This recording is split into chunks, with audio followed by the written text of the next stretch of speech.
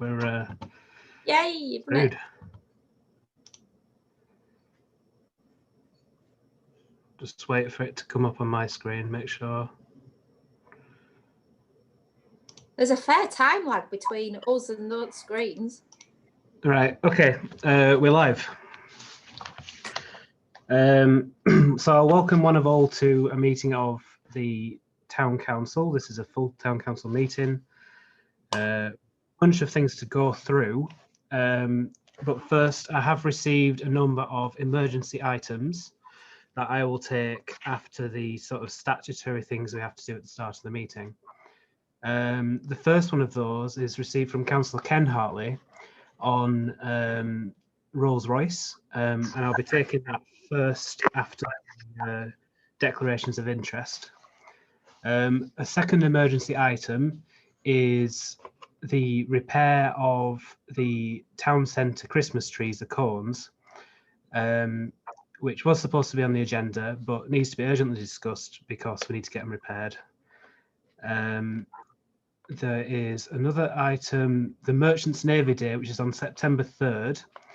We received a request for this after the agenda went out, and it is to raise a flag in a small ceremony, and to purchase said flag as well. There is a fourth emergency item, I believe. Sorry, what was that one? Town centre reopening. Okay, the fourth one is the town centre opening. This is to do with COVID. It's the wider things happening to promote the town following COVID, or well, we're still in it anyway. Okay, so with that, I'll start the agenda now formally. So item 1 on the agenda tonight is to advise that the chair for 2019/2020 will continue in this position for 2020 to 2021. Joe, do you want to just explain the reasoning on that? Yeah, the meeting. Yeah. This is what all the town councils and parish councils up and down the country have done because we couldn't meet for our normal May meeting. They've basically said that we just continue with everything as is from last year, and then next May people go up for re-election. Well, for re-election as they normally would have done. So that's what they said. The best way to operate for town councils is just to continue as is, just for some continuity. There you go. Thank you. I've just been reminded there is another emergency item, and that is a resignation of one of our councillors, which we need to report here tonight. I'll take that near the end of the meeting. Okay, so item 2, to receive the chairman's declaration of acceptance of office, Chairman, or if not, then received. Sorry, Chairman. Can I just formally move that we note that the continuation of the chairmanship? Oh, yeah. Okay. We have a seconder for that. I'll second that. Thank you, Ken. I don't think we need to take a vote on noting, do we? No. Okay. Item 2, to receive the chairman's declaration of acceptance of office, or if not, then receive to decide when it shall be received. So Tom, can you come and sign it at the office as soon as? Yeah, come tomorrow. Let everybody know. Okay. Yeah. Everyone happy with that? Yeah. Plenty of nods. Okay. Item 3, to advise that the vice chair for 2019/2020 will continue in position for 2020/2021. So that is Councillor Emma West, and it's for the same reason as the chair. We haven't had our usual meeting in that fashion. So I move that we note that. Do you have a seconder? Seconded. Yeah. Thank you. Item 4, apologies for absence. Full I don't house. think we have full house. Hey. I think Councillor Whip has mentioned introductions. Yes. Sorry? Councillor Whip has mentioned introductions 3 times. Oh, bloody hell, in the chat. Yeah, okay. Well, we'll do a round now then. I'll call people out. They can introduce themselves. I'll go first. I'm Tom Whip. I'm chairman of Bunnelswick Town Council, chairing this meeting here tonight. I move over to Joe, who's next on my list of participants. Jo Geldard, Clerk for Council. Geordie. Geordie Hoyle, Town Councillor. Thank you. Ken Hartley. Hi, good evening, everybody. I'm Ken Hartley, Town Councillor, Pendle Councillor for Cravenwood. Mike Whittingham. Good evening, I'm Mike Whittingham, I'm Bunnelswick Town Councillor. And we'll do Mike Pearce as well. Here's a wave. Oh, good evening, Mike Pearce, Town Councillor. Cheers. Chris Church. Hi, Chris Church, Town Councillor. It's changed order. Emma. Hello, Emma West, Vice Chair of the Town Council. Jane. Good evening. Yes, Jane Mills, Cotswold Town Councillor. And David Whip. Thank you, Chairman. David Whip. And you nearly had an introduction from JJ, one of the cats, but she declined to appear. Thank you. John. Hi, John Rose Parker, Town Councillor. And Lindsay. Are you muted, Lindsay? Or maybe not. I think your mic might be turned off. Speak. Hello, hello, hello. Oh, you're just very quiet. Can you hear it? Still can't hear you. You're very Can hear quiet. you a tiny, tiny bit. Move your mic closer to your mouth, maybe. Oh, is that any better? Yes. A little bit, yeah. But I'm Lindsay Gaskell. And finally, Marjorie Adams. Mic's not on. And she don't know how to switch it on. And I'm Well, not. if you just speak loudly, you can use Joe's mic. I'm going to say if I open my window and she shouts, I'll hear her. Oh, she's here. She's with me. All right. Marjorie Adams, Town Council. Wow. Right, thank you. Get with the programme, Jodie. Okay. So item 5 then, declarations of interest. Does anyone have any declarations of interest to declare for tonight's meeting? Only applies to items on the agenda. No, a lot of shaking heads. No. Okay, so now I'm going to take the first emergency item, which is Rolls-Royce. Councillor Ken, do you want to take it from here? Thank you very much, Chair. I'm sure that all of you have seen the press reports by now. Extremely disturbing news that Rolls-Royce here in Bunnelswick is announcing that it is going to halve its workforce by laying off 350 employees here in Bunnelswick and consolidating its operation by withdrawing from Gilbrow and bringing everything into Bankfield. It's highly disturbing. At 750 employees, it's one of the largest employers in Pendle, but it also has a very, very special workforce. It's a very highly skilled engineering workforce that, quite frankly, is second to none other in the country. And the closure and the announcement that it is to transfer production of the wide chord fan blade, which David has already described as the crown jewels of Rolls-Royce. It's the key to the success of all its modern engines, is to be transferred to Singapore, away from Bunnelswick, leaving Bunnelswick with only an experimental development hub. It has serious consequences not only for Rolls-Royce employees themselves, but a very extensive subcontract network throughout Pendle and the Northwest. There are literally hundreds of companies spread throughout the Northwest who depend entirely on Rolls-Royce for contracts for subcontract manufacture and or supply of equipment. A very serious blow to Barnoldswick. It's been here since 1940, roughly 1942, 43. I think it first came here as Rover, and it's been at the centre of Rolls-Royce development for those 70 years.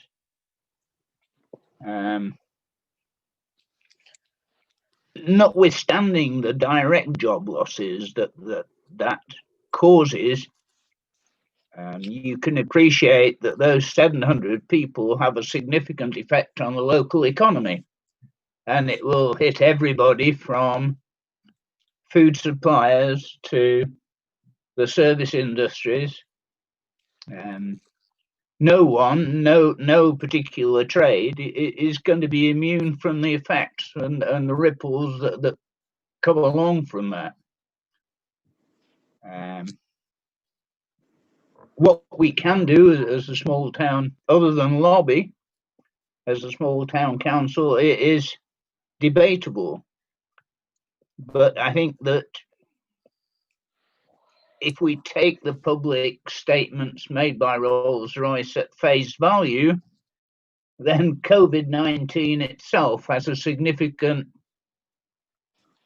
influence on the decisions that they've taken. I personally take that with a pinch of salt, in the sense that I think they're using COVID-19 as an excuse to do something that they've been planning to do for a long time. But that's something that perhaps we'll never ever know, and we'll never be able to find out. My questions really are, as a town council, what is our reaction going to be? And I think there are two things that we need to consider. We need to consider seriously how we can lobby to get Rolls-Royce to change its mind, and that mind means formally writing to our Member of Parliament, whose boss indirectly is involved in this decision. As part of the transport industry, Rolls-Royce comes under the aegis and the care of Grant Shapps, for whom Mr. Stevenson works. So I'd rather like to see the council formulate a letter directly to our MP asking for his assistance. And secondly, I think that we ought to look at some of the funding maybe that we've put aside to assist in finding those unfortunate people who are going to lose their jobs alternative employment. And if that means putting together something like a jobs fair, perhaps we ought to look at how seriously we can get other major employees in the country, or even from abroad, to come and offer our unfortunate redundant employees some employment and security for the future. I'm open for ideas on that. The idea is sort of new to me, and I'm still kind of wondering how we might go about it. But it's not unknown that other areas of Rolls-Royce, like Rolls-Royce Canada, for instance, when I was working out of Canada, I did bring a recruiting team over to Barnoldswick to take on young engineers who were being made redundant by Rolls-Royce in the UK. But, perhaps we can persuade Rolls-Royce itself to participate by bringing along some of its satellite organisations to offer continued employment. Something to think about, but I'll leave that thought with you. But I think it's something as a town council we need to address. Thank you, Chair.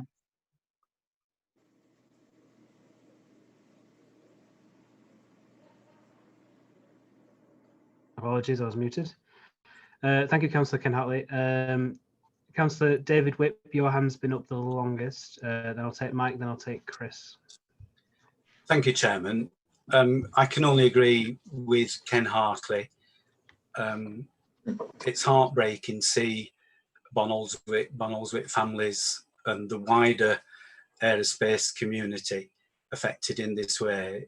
And quite frankly, I think this is a callous decision by Rolls-Royce, taken under cover of COVID-19, but something that, as Ken says, they've been planning for a long time by developing the site at Singapore. I think it's treacherous for them to sell the crown jewels to Singapore in this way. I think it's a strategic catastrophe for the country, because of course the wide chord fan blades, the fan blade production, also supports military aircraft, and what we could see is the military capability of the country exported to a foreign clime, and I think that's clearly going to be disastrous. I believe we ought to be sending a strong response to the chairman of Rolls-Royce PLC, to the chief executive at Rolls-Royce, as well as the MP, and I would include the leaders of Lancashire County Council and Pendle Borough Council in that as well. I think we need to be saying that this decision is ripping the heart out of the town. It is taking away. Somebody's echoing. Who's not muted that should be? There's loads of people not muted. Please. Thank you. And I've lost my track now.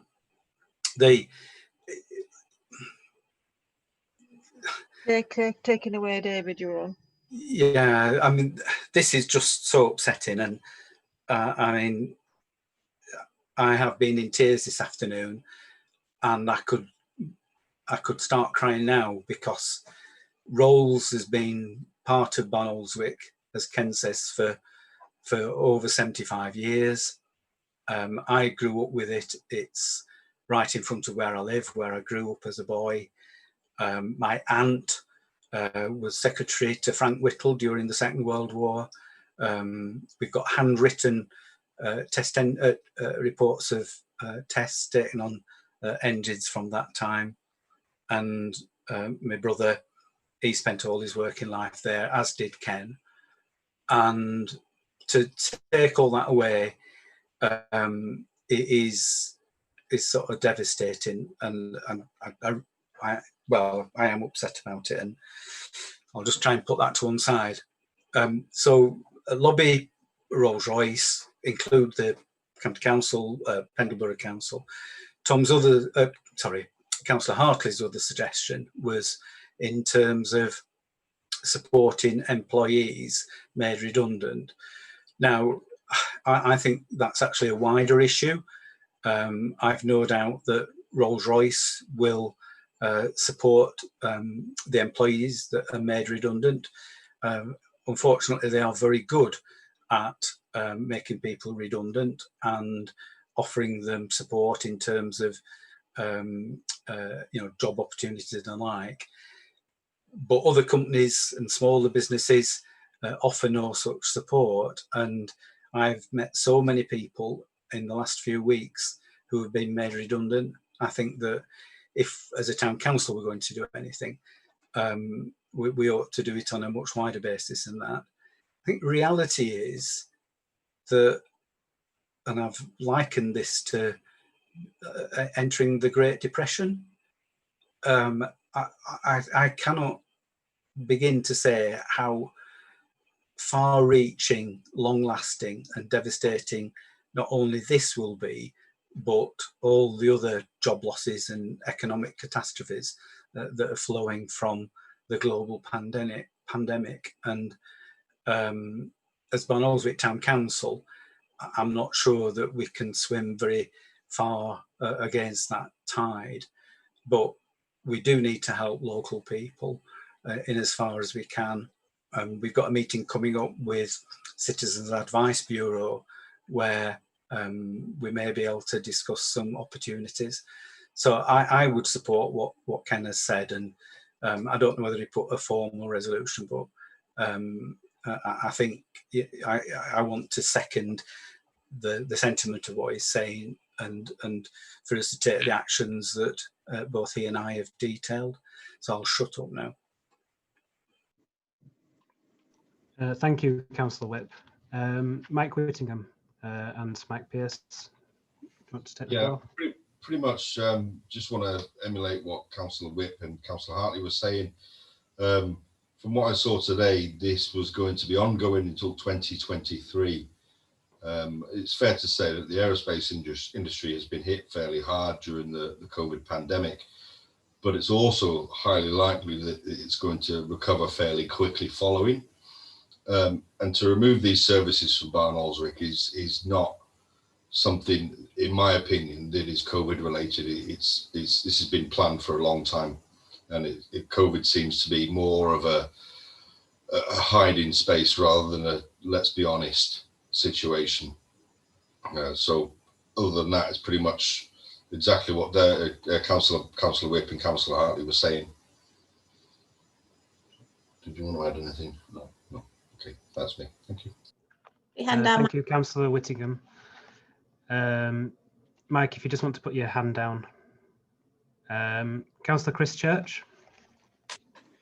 Thank you. I think in any communication that we have with Rolls-Royce, we must absolutely emphasise the very exceptional responsibility this company has as a very large employer in a very small town. I understand that they will say they're doing what they can to support the community that they are leaving, but this is an exceptional circumstance. They're a very, very large slice of this town, and I think they must be pressed to recognise that they must take the greatest responsibility in their actions in mitigating this. Thank you, Councillor Church. Is there anyone else who wants to speak on this emergency item? Okay, we've got some points of action there from Councillors Whip and Councillor Hartley. Does anyone want to object to those suggestions? If you do, speak now. Sorry, someone's not muted. It's Ken. I've got my hand up, Chair. Go ahead. But basically, it's just an addition and a secondary thought whilst other people were speaking there. That is that Rolls-Royce is not only big in terms of aero engines and aerospace and power for Royal Navy warships, but it also is a major player in oil and gas pumping and land-based use of aero engine derivative pumping situations. And those are vital in our considerations of climate change as we move towards the future. And therefore, if we are going to comment on why we are particularly upset, then we ought to invite Rolls-Royce and other agencies to consider expanding the use of the pumping arm, the land-based arm of Rolls-Royce, to compensate in some way for the loss of the aerospace business. Just a final thought that as a paragraph to add in to the general comment, that I think we ought to encourage them to find alternative, greener ways of getting energy around the world, rather than just concentrate on the aerospace aspect, because it is the aero engine derivatives that are part of that energy movement or fuel movement across the world. Thank you, Chairman. Thank you, Councillor Hartley. Councillor Whip, do you want to come back again? I would support that. If Ken would mute his mic, that would be great. I would support that. I'd probably take it a little bit further. Rolls-Royce were talking about development of modular nuclear, and perhaps the government should launch an initiative for such developments, and then the Rolls-Bonaldswick site could be, you could utilise the skills of the existing workforce in those new fields. So I would certainly support that, and rather than throw people on the scrap heap, give them hope of a future with new products and diversifying from the aero engine base. Thank you, Councillor Whip. Okay, so if no one is wanting to speak out against any of those proposals, no, I'll take that as everyone's happy and carried, and we'll take those forward. Thank you. So we do have another urgent item. I think we can take the other emergency items after the agenda at the end of today's meeting. So next on the agenda we have open forum. We've received no correspondence from the public through the email that was sent out last week, and we've got no viewers on the live stream asking questions from us. So I'll take that as no members of the public present, and we'll move on to item 7. To advise that the committees and subcommittees for 2019/2020 will continue for 20/2021, and agree terms of reference will be agreed in the first meetings of those committees.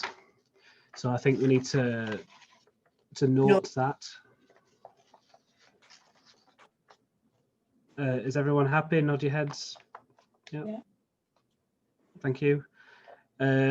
Item 8, to review the current delegated authority to make decisions by the clerk, as resolved on the 18th of March 2020 due to the COVID-19 pandemic. There is a report attached on decisions made during this period.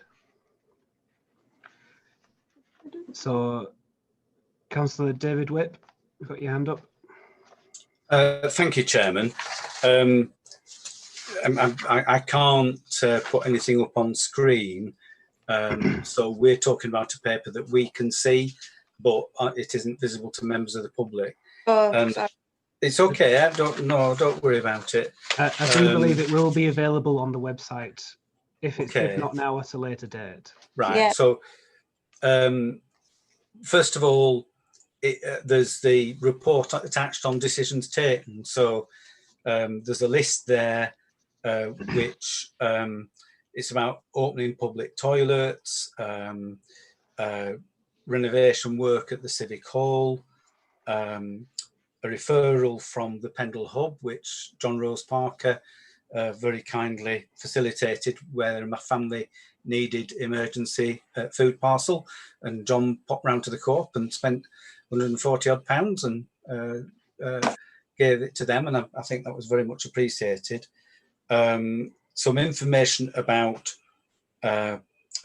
changes within the Civic Hall and the need to do some work as a consequence, and a report on occasional lettings and letting of allotments. So I would move that we note all that action taken, and that we confirm the action taken by the clerk in consultation behind the scenes, but in consultation nevertheless with members of the Town Council. And secondly, in terms of whether the period of such delegation is extended, I would suggest that we do not need to do that. I don't want to be the garlic anymore. So, Okay. so the you know, we put in the scheme of delegation because it was literally just before lockdown. we didn't know how we were going to be able to meet. Obviously, the government have legislated for virtual meetings we're having now. And we are intended having a full programme of meetings from here on in. So therefore, we don't need to renew that delegation. So I would move that we thank Jo for her custodianship of the decision taking in consultation with everybody else during the interregnum. Thank her for doing a really good job in very difficult circumstances, and we actually record that in the minutes, and then we take the powers away from her. We go back to the normal scheme of things and have virtual meetings as a matter of course for all the usual activities that we have. If anyone wants to come and look at the Civic Hall, you're welcome at any point. It's beautiful. Yeah. Part of the works was... Sorry? I said I'd second that, Joe. It is beautiful. It's really, really nice. I'm It's proud. a really good job. Out, don't look tatty anymore. Yeah. And if I get my grand new chairs. To add to that, I mean, the main floor in the ballroom, I don't think there could have been a better time to do that. Just considering the amount of bookings that room has, it would have never found a time. So really good use of time resources there. Have we got a seconder for Councillor Whip's motion? I see Mike Whittingham first. If anyone wants to dissent from that, please speak now or forever hold your peace. I'd just like to add, if I could, that actually, Joe, I've seen the Civic Hall, and I think there's an absolutely fantastic job done on that. It looks a million times better than what it did before lockdown. So well done. You need to say well done to your decorator. I'm like, it was me. Yeah, well, I said well done to you and Duncan for the work. And Duncan knows. There's sterling effort in there. Yeah, but the thing is, he could have done it a bit quicker. Oh. He might be watching. Doubt it. Councillor Mills, you've got your hand up. Yeah, thank you, Chair. Yeah, I was going to come in and just basically second what David was proposing to note there. And to really thank Jo for all that hard work that she has put in difficult circumstances. And, you know, well done to the decorator as well. I enjoyed it. Made me sleep better. Okay, I'll take that motion as carried then, as no one's spoken out against it. Thank you for everyone to remember to mute yourself after you're finished. So item 9 then is to consider a timetable of meetings for 2020 and 2021.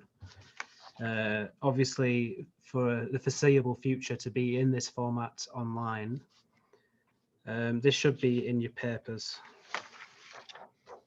Councillor David Whip. Thank you, Chairman.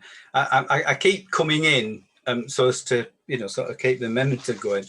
Again, I mean, I can hold this up, but I don't think people will be able to see the detail. I mean, this is a schedule of meetings. Effectively, we have a council meeting every other month, as we normally do. We have a meeting of the General Purposes Committee, to which all members of the council are invited to be a part of. In the alternate months, that generally works. I've no reason to think. The wrong place. Pardon? March, it says full council. It should be GP. Yeah, I was just going to point out that. Is it the same for May as well? There's a bit of a glitch. Full council. It's because it's after elections. Yeah. Right. April, we don't have a meeting. It's just to approve the asset register. Okay. Yeah. So the with the exception of the March council meeting that's on the schedule being put against the GP, I would move this as a schedule. I'll second that, David. Thank you. We have a mover and a seconder. Does anyone want to speak out against this? Anyone want us to take a vote on it? No. Okay, I'll take that as carried. Thank you very much. Item 10 then, to appoint representatives on outside bodies. So what outside bodies have we got representatives for? Garden Gate. Okay. Would anyone like to put themselves forward as a representative for Garden Gate? Marjorie. I will, Chairman. Okay. Is anyone opposed to Marjorie taking that position? Oh, David's put his hand up. Ooh. Chairman, it was more to speak to the general issue. I would not oppose Marjorie. It's not worth me getting a good hiding when she next sees me and is able to make social contact. So I would support that. The other significant representative on outside bodies is the member on the West Craven Area Committee, and Councillor Emma West was appointed last year. Found a great deal of difficulty attending because a job changed and she ended up working all over the country. Given that everything's now virtual and you don't do a lot of moving about, I don't know whether circumstances are different.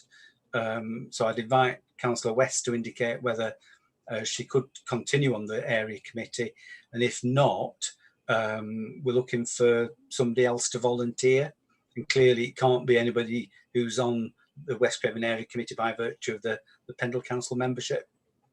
Just to clarify, it is usually the chairman, but I myself am a Pendle councillor who's on the area committee already, so it's a bit inappropriate.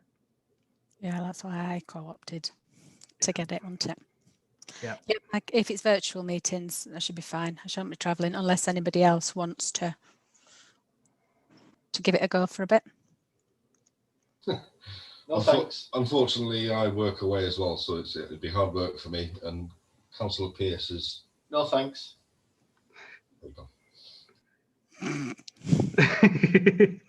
Thanks, boys. Okay, I think that's pretty clear that MOS will continue to be our representative on the area committee. Is there any other outside bodies? Bancroft Steam Museum. Yeah, so that's currently You? me, I believe, yes. I'm happy to continue. Move that. They haven't had any meetings since lockdown started, and the meeting before that they cancelled, so I haven't actually been to one yet. I put my hand up, I did miss one the first instance, but okay, is there any more outside bodies to point to? I think that's everything. Yep, okay. So item 11, so agree to defer the inspection, the inspection, I think there's meant to be an of in there. Yeah, there of is. any deeds. I've done a right good job on these. Very, very good, Jo. I'm fighting fit again. I wasn't last week. We gave you plenty of praise for the decorating, but grammar and spelling mistakes. No, I've done it right. Mayor, improvements to be made. To agree to defer the inspection of any deeds and trust instruments in the custody of the council until the next physical meeting. I think this is because all the deeds are in giant sheets of paper and it'd be prohibitive to send those out. Councillor Whip, you've got your hand up. Thank you, Chairman. I understand why it's been pitched in that way, but now that everybody's up to speed with virtual meetings and through the joy of sharing screens, we could probably do it virtually. So it'd be a case of sort of looking at the red lines around areas. It's a nonsense thing You to know all the do. deeds, then. Sorry, Joe, I didn't Don't want quite to see get. all the deeds, just the Well, areas. Yeah, I think it's an arcane thing which we are required to do for some legislative reason, and I think the auditor might be rapping us on the knuckles if we don't do it. So I just wonder if we look at the plans, Yeah, and do that at the next full council meeting and yeah, tick the box, and it will be an education for people to find out what bits and bats of land members of the town council have. It's quite numerous now. Yeah. And Chairman, can I use this as an excuse to raise the issue of the little plot of land that we've got almost adjacent to the former Lloyd's TSB Bank, where really, members who've been on the town council for a while will appreciate that there's an irregularly shaped piece of land, vaguely triangular, which extends across the frontage of between what was the job centre, now One Stop, and former Lloyd's TSB, and it extends beyond that ugly palisade fence that's been erected previously. The ugly palisade fence has just been painted by the people who are doing the former Lloyd's TSB up, so they're clearly intent on keeping it. However, I can't see there being any need for an ugly palisade fence in there, and as a town council, it actually crosses part of our land, so I think we've got a locus with the matter, and I'd like to propose that we formally contact the developers or the owners of the Lloyd's TSB and ask them if we could discuss removing the palisade fencing and making that area a whole lot more attractive. Thank you, Councillor Whip. I'm happy to second that suggestion. On the back of this item on the agenda, I think we should instruct the clerk to digitise all of our deeds in preparation for the next meeting to share them on the screen. I understand that might be a bit of a mission, but I'm sure I can lend a hand if you need it. Thanks, Tom. You're very welcome. Councillor Mills, you had your hand up then. Yeah, I was just going to second that what David proposed there. That's all. Thank you. Thank you. Is anyone in disagreement there? Speak now if you are. There's a lot of shaking heads. I'll take that as carried then, and we'll move on. We're finally on to the minutes of the last meeting, item 12. So we've actually got two. We've got a meeting from the 11th of March and the 18th of March. So we'll take the agenda from the 11th of March first. Does anyone have any corrections to be made for this agenda? Any spelling errors? No, we don't need to know. This for pre-op. It should be all right on these. Okay, does anyone, could someone move them as a correct record then, please? Just an update on the wildflower meadow. Does everybody know we couldn't install it because the ground was rock hard? Does everybody know that? Item 1991, and it's the bottom item on it about Leckley. Leckley what? It says about the wildflower meadow. Oh. Councillor Whip. Chairman, we don't have any matters arising for the minutes. The only thing under discussion is the accuracy of them. Okay. We might be able to pick that issue up further down the agenda, but I think we need to be clear about, the processes. So we're just looking at the accuracy. If we start picking up matters arising, I've been in some meetings where they take an hour and a half going through matters arising before they start talking about the new agendas. So okay. I think it's for the chairman to move, and I would second the minutes of the last meeting. Okay, well, I'm happy to move them then. I think we'll do both at the same time then. If people are happy with the correctness of the 18th as well. Plenty of nods. Okay, thank you. We'll take them as carried. Item 13 then, the asset register. So this is this long two-sided A4 piece of paper. If anyone has any questions about items on there, to ask the clerk.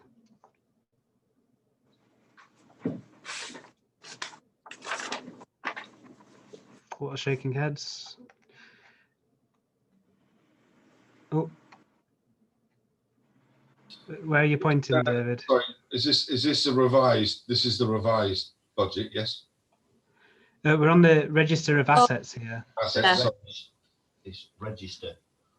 So agenda item 13. Okay, sorry, my apologies. It's okay. Councillor David Whip, you've raised your hand. Thank you, Chairman. First of all, I mean, obviously, I think it's pretty comprehensive. I understand from the auditor's report that we'll be considering in due course that we've omitted to include something of it on the asset register. I'd just like to ask the clerk what it is that we've omitted to put on, but how could we have omitted to put it on when we haven't considered the asset register yet? It's part of the park. So skate rat, the park has no value on the asset register because that's how it's meant to be. But because we've replaced a piece of equipment, he's then saying that although the park didn't have a value when it came, because we've bought the equipment, even though we've replaced a like for like, it should be on. Thank you, Chairman. Well, I can see that a stickler for his audit will pick up on that. I mean, we're going to end up with a bizarre situation where we've got a park that's worth, you know, say £3 million, and all that's listed on the asset register is a piece of equipment that's worth 3 and tuppence halfpenny. So I've got a bit of difficulty with that. Me too. Could I suggest, Chairman, that prior, I mean, we include the equipment on the asset register as the auditor has asked, but that also during the course of this year, we look at doing a revaluation of our assets, and then we get a true value in the documentation. I mean, how much value do you put on the park? I don't know, but we're getting into stupid territory by such rulings. So I would move the asset register, include the extra piece of equipment, and that we have a review prior to the next consideration to revalue as necessary. Thank you. Joe, you have your hand up. Yeah, we have to include the parks as £0 or £1 because we haven't paid for them. It's a external audit requirement. Chairman, if I come back in, the Borough Council, which is subject to similar strictures, regular reviews the value of its assets, and it keeps an asset register in the same way. I can't see why the Town Council would be any different. Oh. Councillor Whittingham. It's okay. I had a question around the CCTV equipment, but Councillor Pearce has just informed me that's not the CCTV equipment that's on the agenda for later on. That'll do. Thank you. Thank you. Councillor Hartley. Thank you, Chair. I was just going to second David's suggestion there that we accept this asset register and resolve to review over the coming 9 months a re-evaluation of our asset register. Thank you, Chair. Thank you, Councillor Hartley. Councillor Mills? Thank you, Chairman. Yes, just thinking about the asset register. The parks we actually do own. Surely it is an asset, whether it's being handed over to us or not. So there would be a value in that asset. So I think, as David said, that it's something that we need to be looking at and regularly reviewing the cost of it. Thank you. With it, Chairman, in light of the clerk's suggestion, can I just amend my proposal slightly to say that, subject to further investigation of the position by the clerk, we carry out a revaluation. Councillor Hartley, you're happy to continue seconding that amended motion? Yes, Chairman, I'm happy to continue. Thank you. So does anyone have, 3 councillors have still got their hands up. Do you want to just take your hands down and then? No, mine's still up. Unless you want to speak again, Joe. Yeah, we put the Fernley toilets on with the actual rebuild, the valuation that came from Pendle. I was told to take it off by the internal auditor and the external auditor because I checked with them. So we could have a separate column with the actual value and then £1 in the asset register, but we can't put a value in. Chairman, my proposal stands that we investigate the position, take further advice and act accordingly. Okay. Is everyone happy with that then? Just nod your head if so. One of the mics isn't here, but no one wants to dissent from that? No? Okay, that's carried. Item 14, to receive the annual internal audit report. So I believe that was sent in arrears of the agenda being sent out. Has everyone got that now?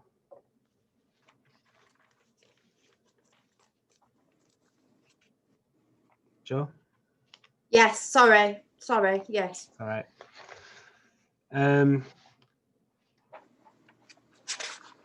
So does anyone have any comments to make on the audit report? Chairman, I think it would be helpful if Joe just outlined the issues that have been raised and the £2.17 unclaimed VAT. Still claim it today. Right, so the reason it's late is that the auditor was busy with furloughing wages, so he has basically finished it this afternoon. Right, the overall conclusion was that we are protecting the public's money, not claimed £2.17 in VAT. It's saying that the asset registers as it should be. The budget's been prepared and we regularly review it, so that's fine. We review risk management, so that's fine. There was an error with my pension contributions. I didn't know, and it's not on anything I've looked at, that each year you needed to go in and change the qualifying earnings. It's something our pension system doesn't do, and he says most of them do, but yours doesn't. So I've been overpaying 70p a month, I think it is, for my pension, something like that. And basically that was about it, I think. VAT, so that was pension. It was saying about when we hire equipment in for events that we're not going out to tender on it. So his pickup was marquees. So I gave him the rationale behind issues we'd had in the past with like stages and things like that. But he said basically should still be going out to quote. So that's the only thing he picked up. And standing orders and financial regs, we should review them every year, and we haven't been doing. I didn't know to, but it's never been picked up before. And that was about it. We're balanced. Any questions? Councillor Hartley, you got your hand up first. Thank you, Chair. Apart from pretty light, almost unfelt slap on the wrist, I think we've got away exceptionally well with that, and I believe that we ought to formally thank the efficiency of our responsible financial officer for the excellent work that she's done in presenting these documents to the internal auditor, and for receiving only what can only be classed as extremely minor, almost nitty-bitty comments in return. Thanks, Ken. I think we ought to formally record thanks to our responsible finance officer for the great job she's done. Thank you. Thank you. Thank you, Councillor Hartley. Councillor David Whip. I would wholeheartedly support that, Chairman.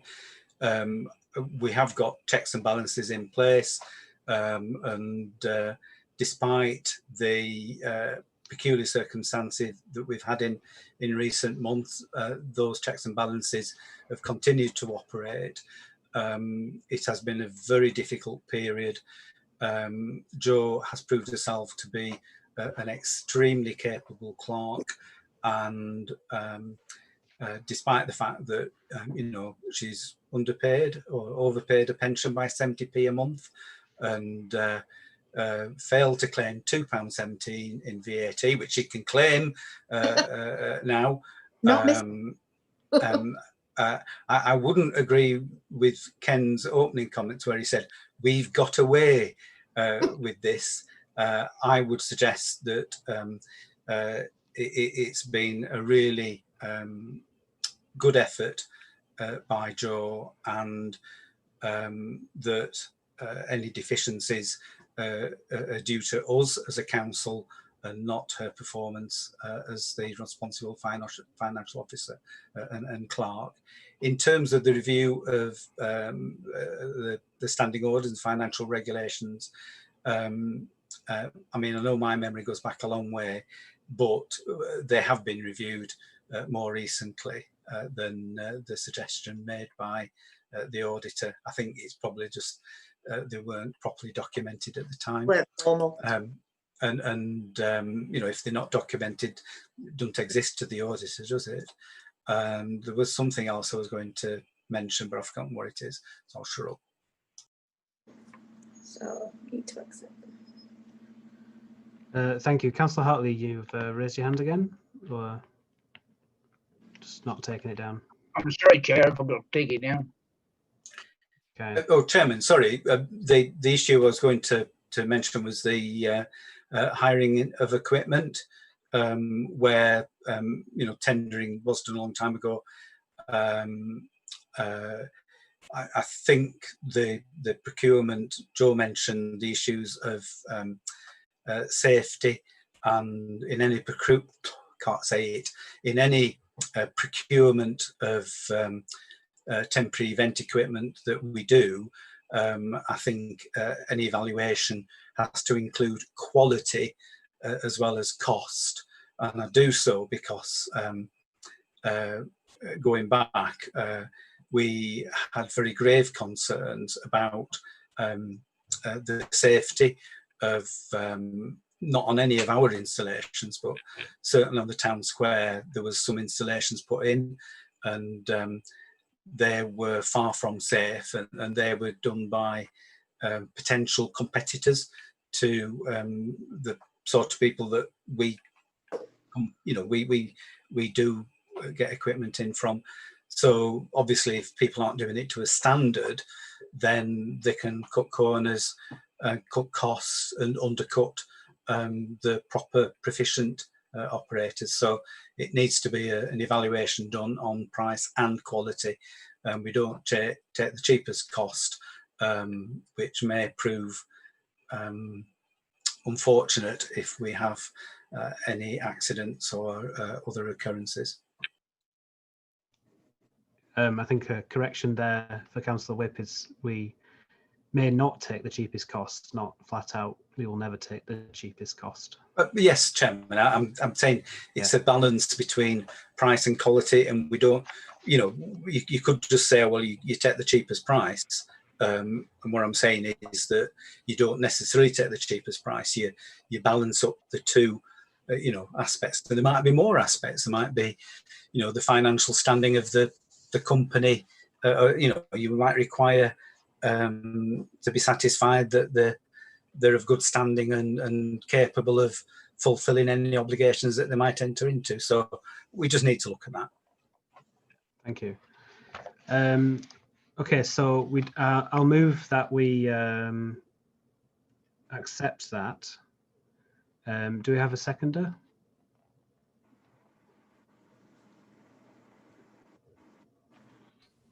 Mike Pierce. Mike Pierce. Thank you. Is there anyone, I use the word dissenting, I don't really like that word. Anyone not happy with that decision? Okay, I'll take that as read. Sorry, did you say something? I said disagreeing. But nobody Disagreeing. Thank you. Okay, I'll take that as carried then. Thank you. And we'll move on to approve and sign the annual governance statement for 2019-2020. So this on the agenda says to follow. Chairman, I've just seen it somewhere. It's page 4 of 6.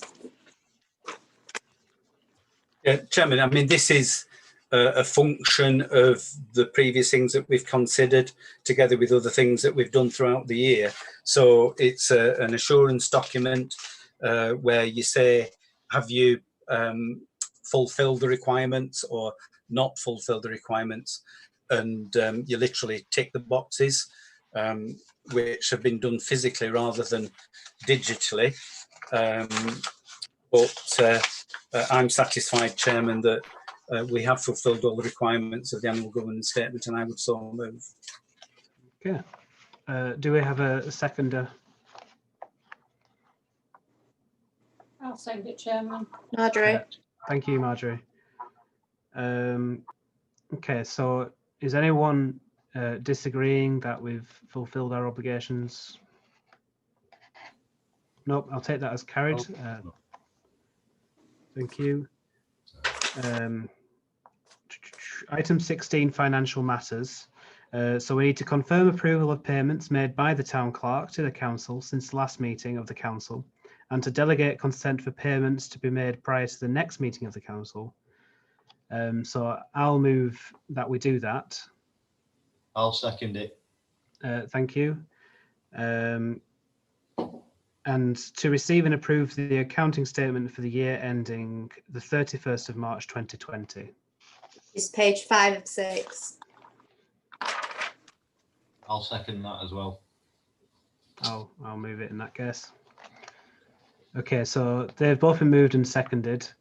Is there anyone who's oh, Councillor Whip, you've got your hand up.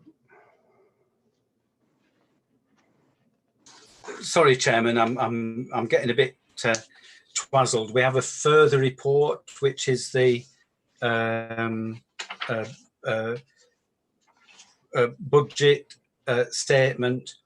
There was discussion outside the meeting between the clerk and members of the town council regarding our financial position and the impact of COVID-19 and the requirement for us to look at the budget in the light of the loss of income.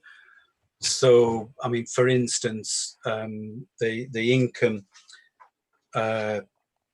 is going to be down considerably, partly because of the lettings shortfall in the Civic Hall, but more significantly with the loss of income from the Bots Bar, and then to a certain extent the donations that we get for events. I mean, most of that is offset by the reduction in expenditure, which, you know, it balances out. But nevertheless, Joe, the clerk, identified that there was a budgetary shortfall. Chairman, I'm also aware that due to the assiduous way, not insidious, assiduous way in which Jo undertakes the duties, that she spotted that the government had changed its guidance on the grants for parish and town councils in respect of properties that they operate.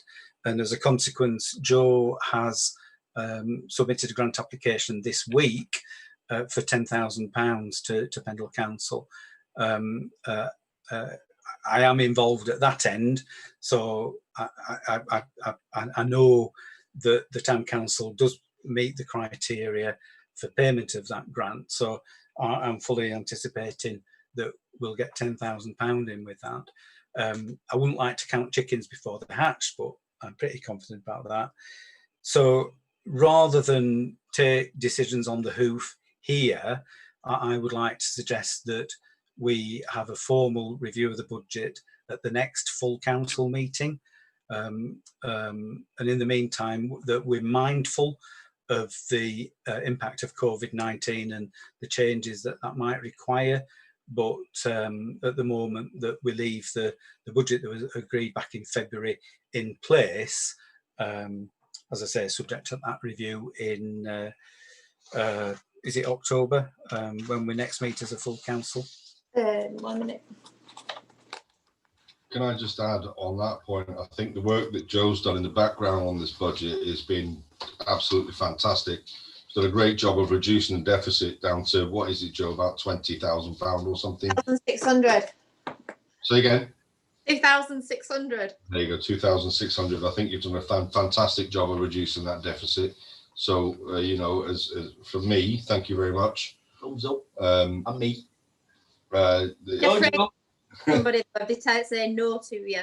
It's been an extremely trying time for everybody, and yeah, the work you've done in the background, again, you know, sterling job. Thank you. If we get this grant, I'll be so happy, because I've said to David, can I have new chairs for the civic hall? Because I got told 3 times to my application, and then they've said I can apply. Yeah, Chairman, on that score, perhaps that's a further matter that you might want to consider as an urgent issue if the clerk to the council is demanding new chairs. They'll have them open again. Chairman, just for the benefit of other council members who may not be aware of the situation, the ballroom chairs that we have in the ballroom are in a poor way, given the renovations to the rest of the room. The clerk is making earnest pleas to renew the banquet chairs that we have up there, and to consign the old ones to the graveyard. I would suggest, Chairman, that perhaps on the back of this item that we authorise the clerk in consultation with could yourself. I suggest that in lieu of the grant and the further work that needs to be done at the Civic, we convene a meeting of the buildings subcommittee, or is it working group, to discuss this and delegate authority to them here to make that decision? Chairman, strictly that building subcommittee is appointed by the General Purposes Committee, so we won't be able to appoint it until September. Right. So therefore, you know, we're delaying things, and I think the way that Joe works is get a decision, get it implemented, and get it done. So I you know, what I'm suggesting, I'm more than happy to ameliorate, but you know, let's give authority to do so in the event that the £10,000 grant comes through, and subject to consultation with all the members of the council prior to actually making a decision and placing any orders. Councillor Whittingham. Yeah, just further to what David is saying there, if the chairs in the Civic Hall are becoming a risk, then we need to look at replacing them rather quickly. Specifically, if they become a health and safety risk to people that are using them, the last thing we want is to cause any injury.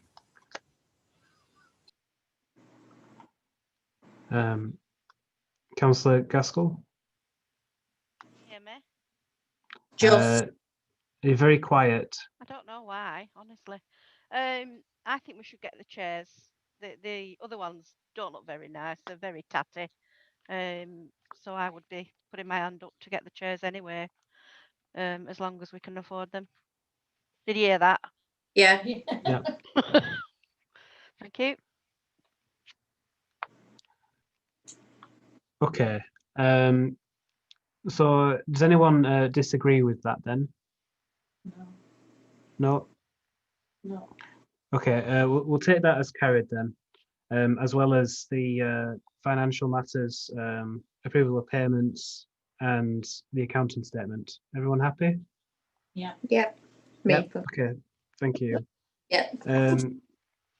Item 17 then, and I'll involve in this the urgent item that I brought up at the beginning of the meeting, the Merchant Navy flag raising ceremony. I think we'll take that first before the proper events item. So we received, Joe, do you want to take us through it? Yeah, it's the chap whose wife did the floor at the bar at Bart's. Emma will know his name. Craig and Bettina. Yeah, Craig has asked if we can have a Merchant Navy Day on the 3rd of September. He already does it in Earby and I think he said Briarfield, but he might have said Barrowford. And he wants to know, it's a raising of the flag.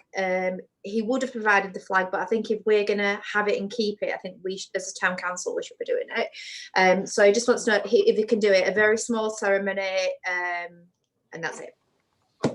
Can he do it? Councillor Hoyle. Do we have a flag available for him? No. No. Not Can we get one by the 3rd? Next day delivery I can do on Hampshire Flag Company. Right, and it's But just, already. will it need a risk assessment? Yeah. Yeah.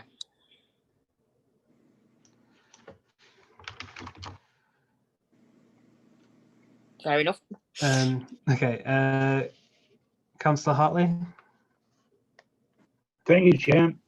If we are in agreement to do the Royal Navy flag raising, can I also suggest that we replace our now rather faded looking Union flags? We have. Since we are moving the flagpole, it will be nice to have a new Union flag to raise with it next to the War Memorial.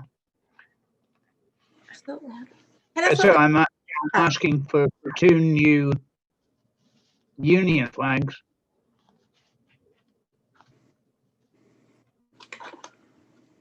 To replace our rather faded looking ones that we have now.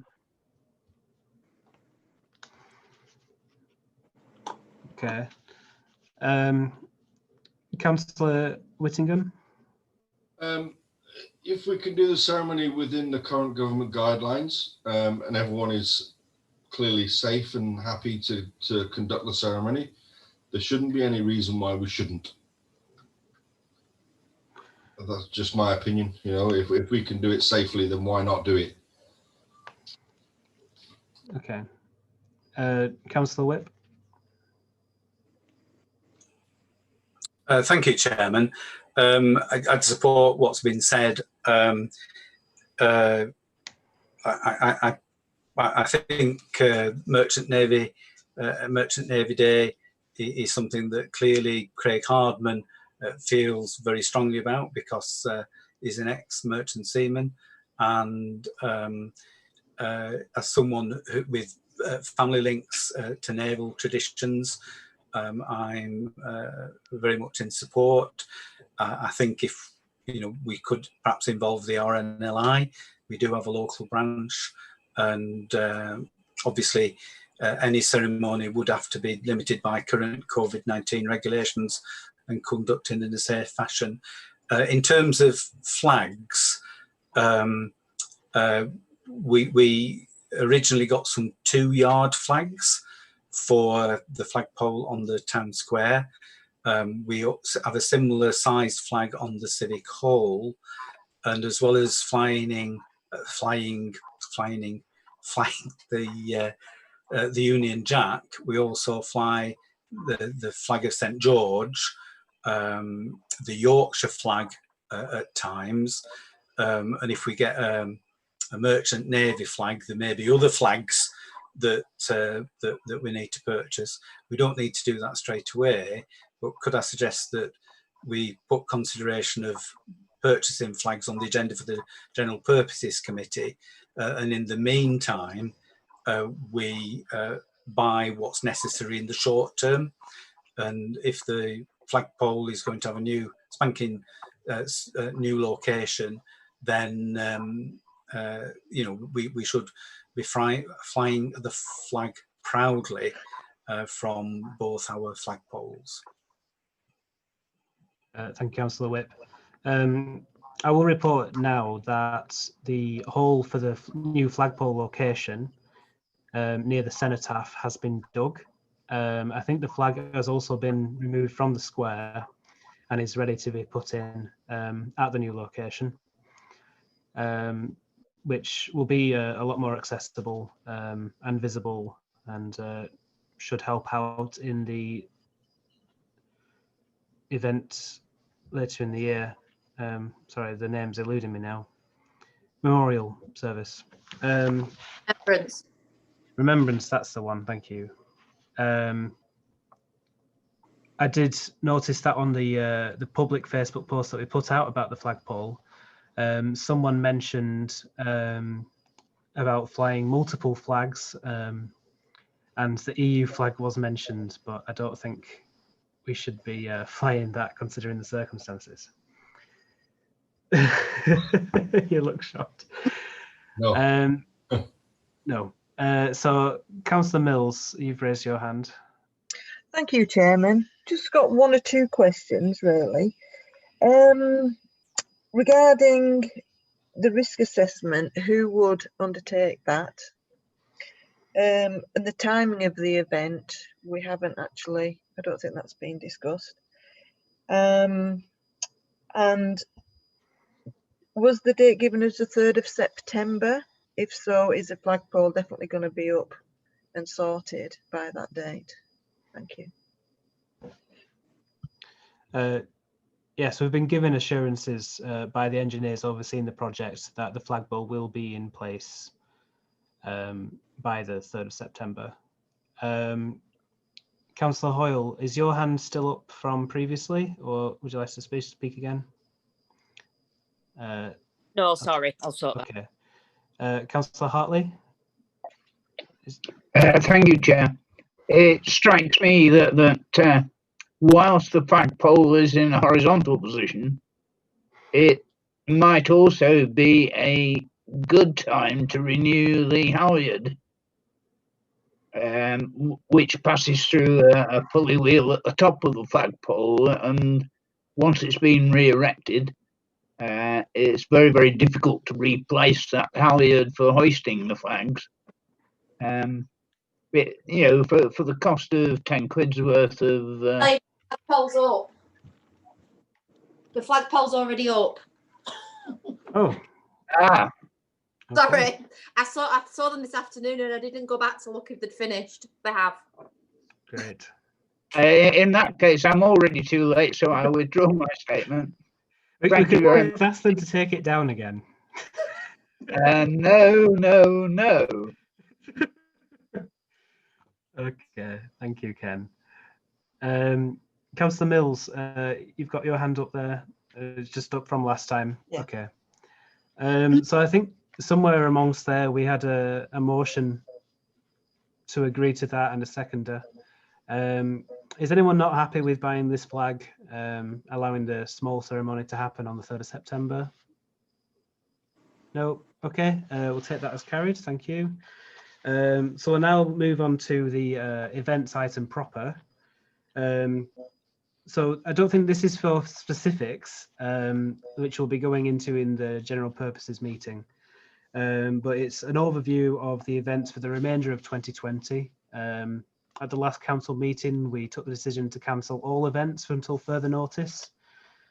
I think really we need to be rethinking that now, reopening the town centre, etc. Councillor Whip, you've raised your hand. Yes, Chairman, and apologies, but I did hope to have something in writing for this meeting, but events overcame me, and particularly today with the Rolls-Royce announcement, I just got completely overwhelmed with that.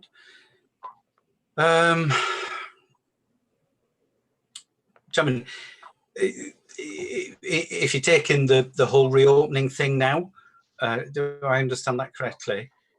Well, that is the third emergency item, so we'll take that at the same time. Yeah. Okay, because I think the events that we can do during the course of the remaining course of the year are a function of that reopening and promotional work. And just to recap, and I know that as a town council we've discussed this outside the meeting, but the government have provided some funding for reopening town centres, and we can include promotional work within that. Pendle Council has also put some funding in place, both capital and revenue. Now I'm really struggling with the capital stuff because I just can't see any physical work of a sort of permanent nature that we might do that would fit into that category. So it may be that funding isn't usable for this purpose. But there's a sizable amount of money there, and as a town council, obviously we have got some residual money within the events budget, despite the fact that we didn't get income from Bands on the Square. So we could, mesh those things together. And then earlier in this meeting, we discussed the problems of people being made redundant. So that's another issue that we want to pick up, and we could do that all as within this programme of activity. Without diving into detail, the sorts of things that we've been talking about is producing some video clips of local activities, businesses, and promoting the town that it is open for business, that it is safe for people to shop, and building it up like that. We could commission a photographer to get some high quality stills of business people and the produce, and they could be given to businesses for their own self-promotion, but also to incorporate in any digital productions or other such things that might be produced, such as a brochure. In terms of the Pendle Council stuff, councillors in Earby haven't really come up any ideas about how they would use their share of funding, and they've agreed that they would join on with whatever Bonalswick does. So if we did produce any pictures or videos or hard copy, a proportion of that would be Earby's sort of share and contribution. Beyond that, and coming to the events programme, clearly we've got work taking place on the town square, and it's not been possible to do the sorts of things that other places have done, like pop-up markets, activities that enable businesses to show off what they're doing, or voluntary organisations indeed to show off what they're doing. And I mean, we don't know how things are going to develop in the coming weeks and months. Hopefully everything's going to get better, but I think we're still going to be constrained by the requirements to for people to keep social distances, reduce social contact and the like. So the thinking has been that perhaps we could put a temporary marquee cover, obviously properly procured with sort of tenders or quotations received from 3 companies and all that sort of stuff. But for that cover to be in place throughout the duration of the autumn and into winter, and then on a week by week basis, that could provide shelter for any markets, special markets that we put on, and also a regular covered dry space where cafes and the like could set up tables and chairs and provide refreshments in that open air setting, with all the restrictions that there are on indoor settings. And I've just thought how we could use some of the capital money because the clerk would like to see us renew the outdoor chairs and tables that we've got. So perhaps we could look at that with the £3,000 that Pendle have popped in for from the capital side. So I mean that's an outline. In terms of actual events, it may be that we could have a regular series of much smaller events. Obviously we can't have big crowds because they wouldn't be socially distanced. So it might be a lot of smaller events that would be appropriate and allow that distancing and still allow, have some sort of attraction. But we need to look at a programme for that. And then finally, I mean, we've got 2 events that we traditionally do during the autumn. You mentioned earlier on Remembrance Sunday. We need to think about how Remembrance Sunday is organised. It may have to be digital, it might have to be virtual to a large extent, but we could certainly have the key elements with people safely spaced out and do our fallen heroes proud in that way. And of course we've got the flagpole adjacent, so the sunset ceremony and things like that could also be done. And then, Chairman, there's the switch on event, which given current circumstances it's going to be difficult to do, the thousands of people and the parade and all that sort of thing. And I think we need to give some consideration to exactly what we could do in terms of that sort of thing. So I'd like us to agree that we, we do formally agree that we join with Pendle Council and the funding that Pendle are putting on the table to developing that promotional package and events package as far as possible, and that we authorise the clerk in conjunction with the chair, vice chair and chair of GP to firm all that up, and that we commission work in the nature of photography and video in order to be able to enable us to launch that at the very earliest opportunity. I think I've mentioned everything that I need to, and you're fed up with my voice, so I'll draw a line at that point. Thank you, Councillor Whip. Could I first remind councillors to mute themselves when they are not speaking, please? And then can I bring in Councillor Whittingham?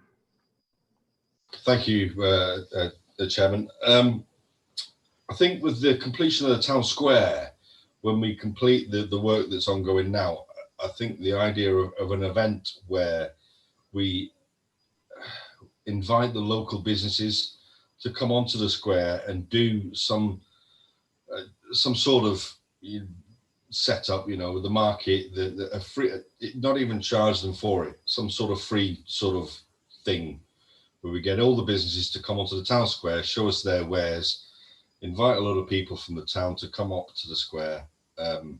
It'll publicise the businesses we've got. It will publicise the good work that we've done on the square as well. It will do a lot of work to benefit this town. So that sort of event, as well as can be governed, I think would be a great idea. The remembrance event for me needs to be reduced where practical. We need to follow as much of the government guidelines as we can. Hopefully by November we'll be out of lockdown or out of local restrictions and be able to do something a bit wider. But if not, then we need to be looking at a virtual event really. Thank you, Councillor. Councillor Mills, we have you next. Thank you, Chairman. Just thinking about Remembrance Sunday event, something that we normally have and get into the schedule. I just wonder, I mean, it's not far away now, and it does entail quite a lot of organisation, even if it's going to be, you know, a video event or scaled down event. I just wonder if we should get something up and running as a working group of people that want to take part in that and actually make strides forward now, so we have actually things in place and maybe have like a backup if something changes. You know, maybe we can invite more people, or, you know, just have sort of contingency plans in place really. Okay. Thank you, Councillor. Councillor Hartley.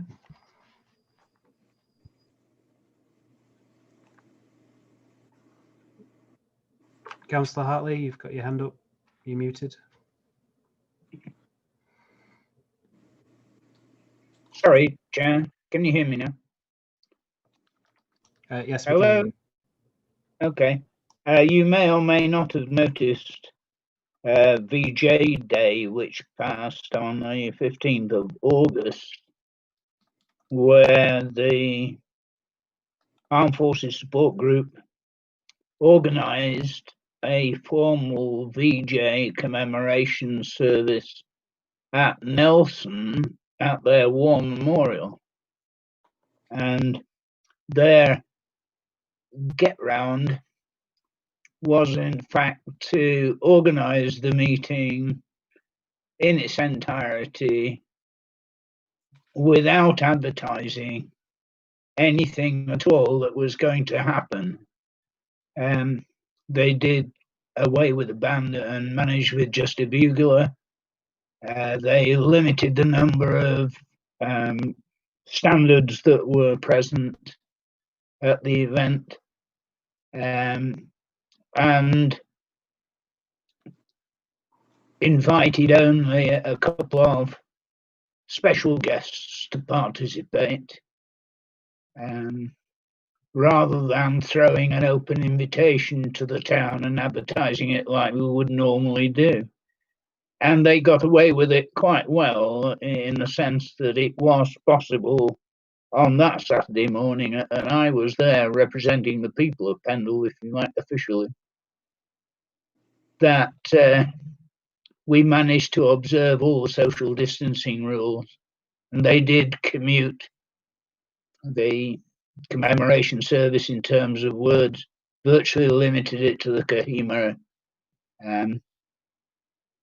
and they did lay a single wreath only, a single bunch of flowers in commemoration of Hiroshima and Nagasaki, and the commemoration of the end of the Second World War and 75 years of peace. It was a 20-minute ceremony formally recognising what had happened. Only those people who were passing stopped to pay attention to it, but it was held entirely within the current regulations, even under tight lockdown, and it worked quite well. I'm quite willing to work with the local organisations here to go as far as we can possibly go within the regulations and do something, but not make a big fuss about what we do and how we do it. like we have done in previous years. Thank you, Chair. Thank you. Councillor Hoyle. I was just thinking, obviously, with the social distancing issues, particularly for Remembrance Day, we have two very large parks that we could possibly use for some sort of ceremony and get people to socially distance, and then live stream something from the cenotaph to the parks, if that's possible. I think you've got a problem with, sorry Tom, I didn't put my hand up. I think you've got a problem with inviting over 30 people to anything. Right, yeah. You're asking for a crowd to form. It's not the number of, it's not the amount of space you have, it's the amount the ability to control those people and to make sure they are socially distanced, which if you have over 100 people, there's no chance you can manage that.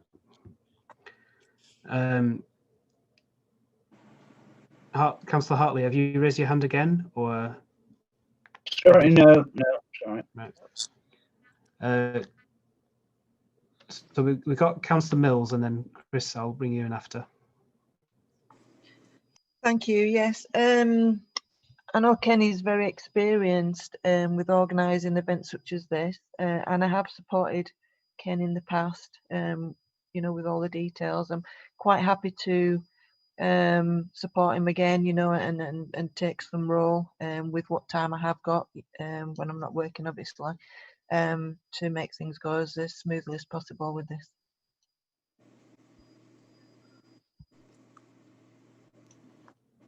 Thank you. Councillor Church. Thank you. I think Ken has a point there about the ceremony in Nelson where it was simply not flagged. If we do have anything in town, and I believe that we must have something of some kind, then if it were not flagged, people might turn up from a distance or might watch from a distance or whatever, and that might be a suitable solution.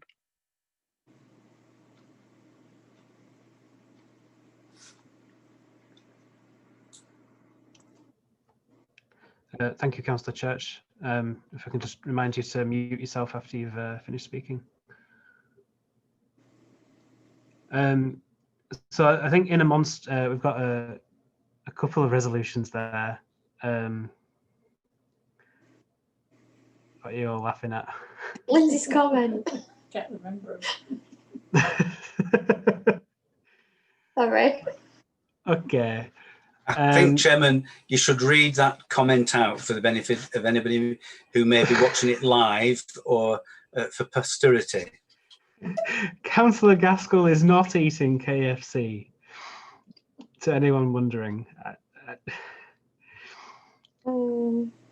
Okay, so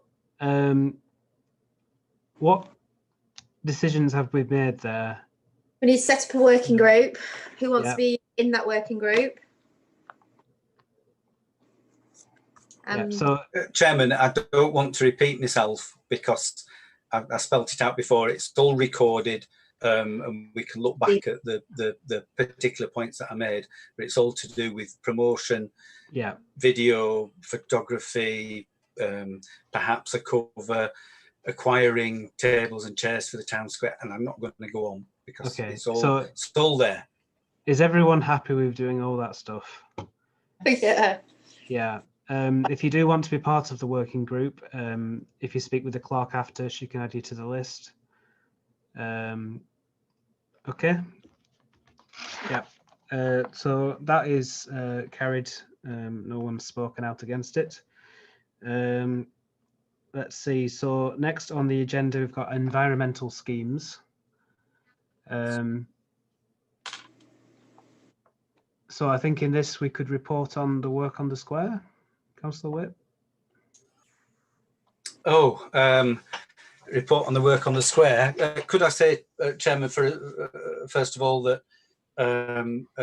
Stuart O'Callaghan has emailed a picture of the flagpole in place with the flag flying, and if somebody had allowed me to share the screen, I would have shared it with you, but there you go.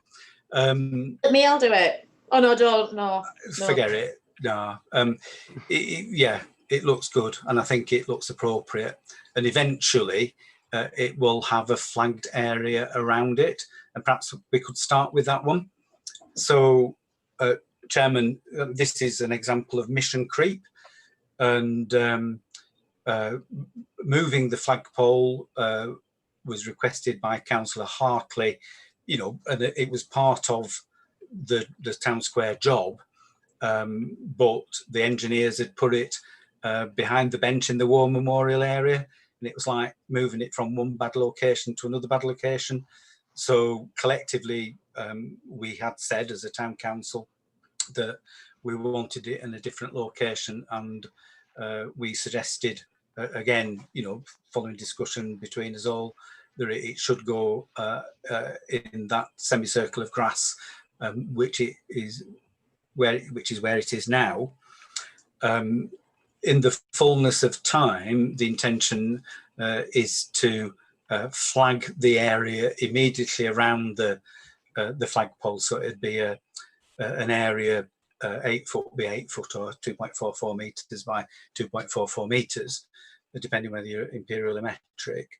The mission creep comes in when we look at the row of concrete flags that there are where the benches are at the rear of that semicircle area, and the contractors have been requested to price a variation to the contract, which would include replacement of those concrete flags, which are in a pretty grotty condition, and there's some steps at the end that are even worse, and replace them with flags similar to what we're putting on the town square, or same sort of flags. I don't think a price has been provided for that as yet, so that's in abeyance. Clearly, there is a headroom between the budgetary provision, which totals £200,700, and the contract price plus fees, which probably amounts to, I don't know, £280,000. That does include 10% contingencies, but there are one or two things that have been done which will have to come out of contingencies anyway, and I'll come onto those in a minute. So, Chairman, I think the question is that you know, if we wanted to do this work, it's desirable, but it's not essential. The grotty existing flags could stop in place, and I don't think we've got enough information to make a decision as to whether we should or we shouldn't. And the position of the flagpole is such that we could go either way with it. But I think the first question for the town council is, would we wish to replace those flags if necessary? And if so, would we agree to a variation to the contract insofar as it will affect how much change the town council gets out of the project, or could involve the town council having to contribute a little bit more, but that's unknown at the moment. So I think it's the principle of the matter for a start.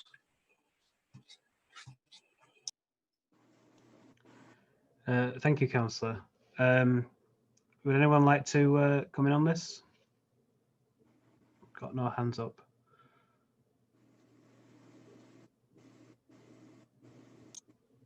Chairman, in which case I'll move on and we'll have a jumbo resolution with loads of stuff in it.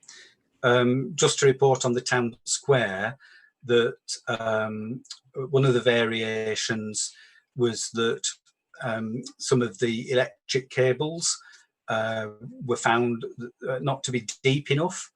So the contractors put a load of ducts in so that the electric cables could be renewed. And that work has been carried out, although the connections haven't been made to the lamp columns and the like as yet. So, you know, that'll be an extra on top of the job. It will be a variation. The opportunity was also taken to put a new duct in, which will take control leads and the like from one side of the square to the other, so that when we do events like Bands on the Square, we don't have cables trailing over the square. They all go underground. That's work in progress in terms of whether we actually put something in on a permanent basis, that it's just connected up to the equipment, or whether each time we do an event such as Bands on the Square, we pull cables through as a one-off. I'm leaning towards the first option because I think it'd be a lot easier, but depends on cost and durability of those connections. I think it's just a case of noting the action that has already been taken, but secondly, to give authority to the clerk to, because this would be outside the current contract, to seek quotations for the supply of the necessary temporary event equipment that we could possibly install. So I'd put that one in. And then in connection with the town square work elsewhere, the relocation of Old Gormless has taken place. Again, that area is due to be flagged in the same flags that are going on the town square. And the variation is an ask that there be uplighters around Old Gormless, and that they be, sort of organised so that it's lit up at night to make it very attractive. And secondly, a much more minor ask, which is to replace the lamp column, not the lamp column, the light at the top of the column, which is a very modern lamp head, and to have that a more traditional one, so it's in keeping with the other features in that area. So again, Chairman, I ask, is the Town Council content with that? And I can see Mike's hand up there, so I can have a rest. Yeah, I'll bring Councillor Whittingham in now. Yeah, just to on David's point there about the provision of either a temporary or a permanent cable in the town square. I think that a permanent cable would be more beneficial to the town square than a temporary one, or running one each time we need the event. If we have a permanent one, providing it's running the correct cable in the correct depth, there is no reason why that cable shouldn't last us for many years. So for me personally, if we're going to do it, we need to do it as a permanent fixture so that it's there for us to use as and when we need to use it. And I quite agree with the Old Gormless with the lighting up, and I think that would look really nice.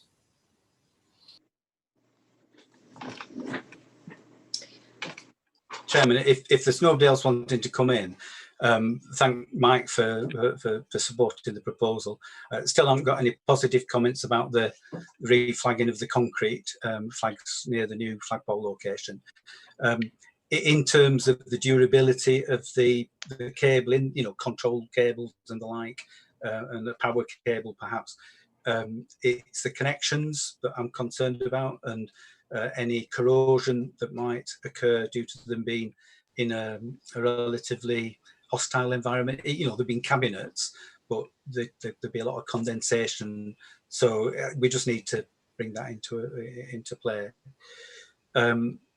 Shall I move on, Chairman, or I've got Ken Hartley, I see, that's wanting to speak. Yeah, Councillor Hartley, do you want to come in? Thank you, Chair. Yeah, I'll support reflagging around the new flagpole location. We have spent a lot of time, effort, and money in upgrading that whole memorial area over the last few years, and it would be really a shame to spoil a ship for an ape of tar, as the saying goes. I know it's not an apronilith, but it's a consideration that I would support. Thank you. Thank you.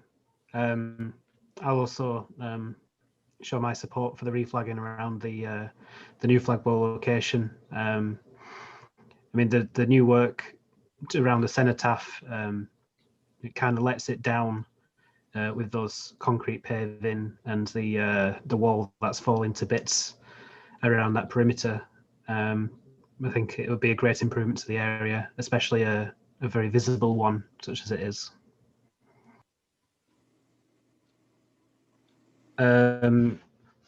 So in terms of other projects, have you finished Council Whip on your updates for the town square? Chairman, there's just one final issue for the town square, if I may. No, actually, there's two. First of all, Chairman, there's a question of Bill and Ben, and I think we have discussed this, but it was so long ago now that, you know, it must be 6 months ago, and I've actually forgotten. And we had a discussion around Bill and Ben and whether they should be refurbished. Yeah. And the clerk sought some quotations for the refurbishment, and the proposal was that they were emptied out, they were blasted, taken off site, blasted, and new powder coating applied. And on top of that, Chairman, given that we have irrigation in each of the town square beds now, there was a desire to install an irrigation system so that we could just connect Bill and Ben up when they're on the town square, and literally at the switch of a valve provide water to each of them, rather than standing there half an hour with a lance in our hands. So I'd just couple that with something that came out of the discussions about Old Gormless being relocated, and that was a very clear desire from residents for us to have a feature or features on the town square. And the discussions that we've had as a town council in the past, and this stretches back over 2 or 3 years, is to have some movable planters that could be in place for most of the time, but ones that we could put a pallet truck under and move to an alternative space, or use for ballast on marquees when we have events. So I just couple that with a request that I received yesterday, and don't shoot me, please, but we've said we don't want any memorials on the town square, and that's happening. However, I have had a request from the widow of James Wilson, who is a former member of the town council, and radio presenter and voiceover and supporter of many of the events that we've done, supporter of Bunnelswick in Bloom. And Judith has asked if the police charities body that was involved with could sponsor a new planter or something of that nature. And I said I would put it to colleagues both on the town council and in the Bloom group. And the way that my mind is working is that we look at that movable planter type feature or features that in part would be sponsored in commemoration of James Wilson. So I think the two issues there: Old Gormless refurbishment, reaffirming our decision and asking Joe to get that in code. And I think there were some prices, but I've lost. Bill and Ben. Yeah, Bill and Ben. Right, Bill and Ben is £1,185 to dismantle, blast clean, repowder, repaint, or repowder paint, and reassemble back on where they came from. So Chairman, I would propose that we do that, and then we explore the planter proposal, but agree in principle to one of the planters being in memory of James Wilson. Thank you, Councillor Whip. Councillor Mills, you had your hand up. Yes, thank you. Regarding the planter, it's something that I've been kind of really wanting to push forward, thinking that we do need some extra colour on the town square there now that Old Gormless has gone. And the request to sponsor a planter, I'd be really happy to go along with that. Thank you. Thank you, Councillor. Councillor Whittingham. Just on the Old Gormless relocation, where it is now is fantastic. It's great, and I like the way the location between the main bus stop in Barnoldswick and where Old Gormless is quite overgrown. Have we got plans for what we're going to do there? We can't leave it as it is. It needs to be looking more. Councillor Whip, do you want to do an emergency response to that? Chairman, if members of the Bloom Group were here, you'd be hung up and hung, drawn and quartered at that statement. The area isn't overgrown. The area is seeded with bee and butterfly friendly plants, and it's a very deliberate wildlife area, which we christened the buzz stop because of the vitality that it lends to pollinators generally. And so I suggest that if you want to have a discussion with that, you're more than welcome to take it up with Bloom Group members. But do bear in mind that the Bloom Group carries out an enormous amount of work throughout the town, which is of immeasurable value to the town, but actually saves the town council probably tens of thousands in maintenance costs. So I just park that there.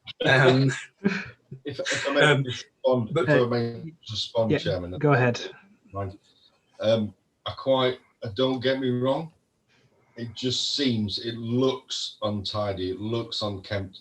That particular area, if somebody was stood at the bus stop and turned around to see Old Gormless, they wouldn't actually see it because it's probably 6 foot or more grown. It's something that needs to be granted. It's great for the bees, but not so good looking for the people that are at the bus stop. I think that is a matter of opinion, but well, if you can't see it, it's not in view. Yeah. I mean, in terms of sorry, I've completely forgotten what the main subject now was. In terms Chairman, of the memorial, Chairman, the planters. Yeah, in terms of the memorial planters, well, the suggestion for one to be a memorial planter, I think it is different from the other requests that we've turned down in that it's something we were already going to do, and for them to then sponsor that is different from them requesting a new installation. And I think that then doesn't suggest any new precedents for memorials on the square, which we've been averted to previously. Councillor Whip, do you want to come back in again? You've got your hand up there. Chairman, I wanted to move on if there was general agreement, because there's several items on this list, and you want to raise some, or I mean, I can raise them and you can chip in. If people are happy with what's already been discussed, say no. If you're not. Chairman, as far as Mike's concerned, I mean, I think we've just put it in the minutes that to raise the issue with the Bloom Group and ask for their response. Who's going to do that? well, you put it in the minutes, and you email the secretary of the Bloom Group. Who is who? Karen, I'll sort it out. All right. Councillor Whittingham, have you just left your hand up, or do you want to come in Sorry, again? just a quick final point. Make it quick. The whole Bloom Group, absolutely fantastic what they do, and I completely appreciate everything they do. It might be an idea to relocate that small section that's behind the bus stop to somewhere that doesn't obstruct the view to the fountain, because let's be honest, we've had a lot of complaints about where the fountain's going. I don't want to. It's more complaints about it being moved than the location it's moving to. Behind it, on the back, off the road. I don't know what it's called, behind where the fountain is now. 90-degree angle from where the bus stop is. There's a whole verge there that isn't used for anything. If that whole section can be moved, can be used, then that's great. There is a wildflower hedge, no, sorry, a berry hedge planted there, isn't there? There's whips in there, aren't there? Yes. Put it down. Yeah, I think we've sort of discussed that enough. I mean, it's coming on to 9 o'clock now. There's a few more items on this section of the agenda. Mill race. Yes, so the Valley Gardens mill race. I had a site visit with Gareth Haspy, the drainage engineer at Pendle Council, because of a leak that was spotted by a member of the Friends of Valley Gardens group. So he's gone out and got some quotes for work that needs doing there, which includes desilting the mill race and removal of the waste from the site, installing a new inspection chamber close to the inlet and associated inlet improvements, and repointing the channel, which should fix the leak in the future. Is come back with a total for that work of £2,165. There is money allocated from the area committee totaling £1,500, which would cover that scheme. But there is then a shortfall of £665 for the works.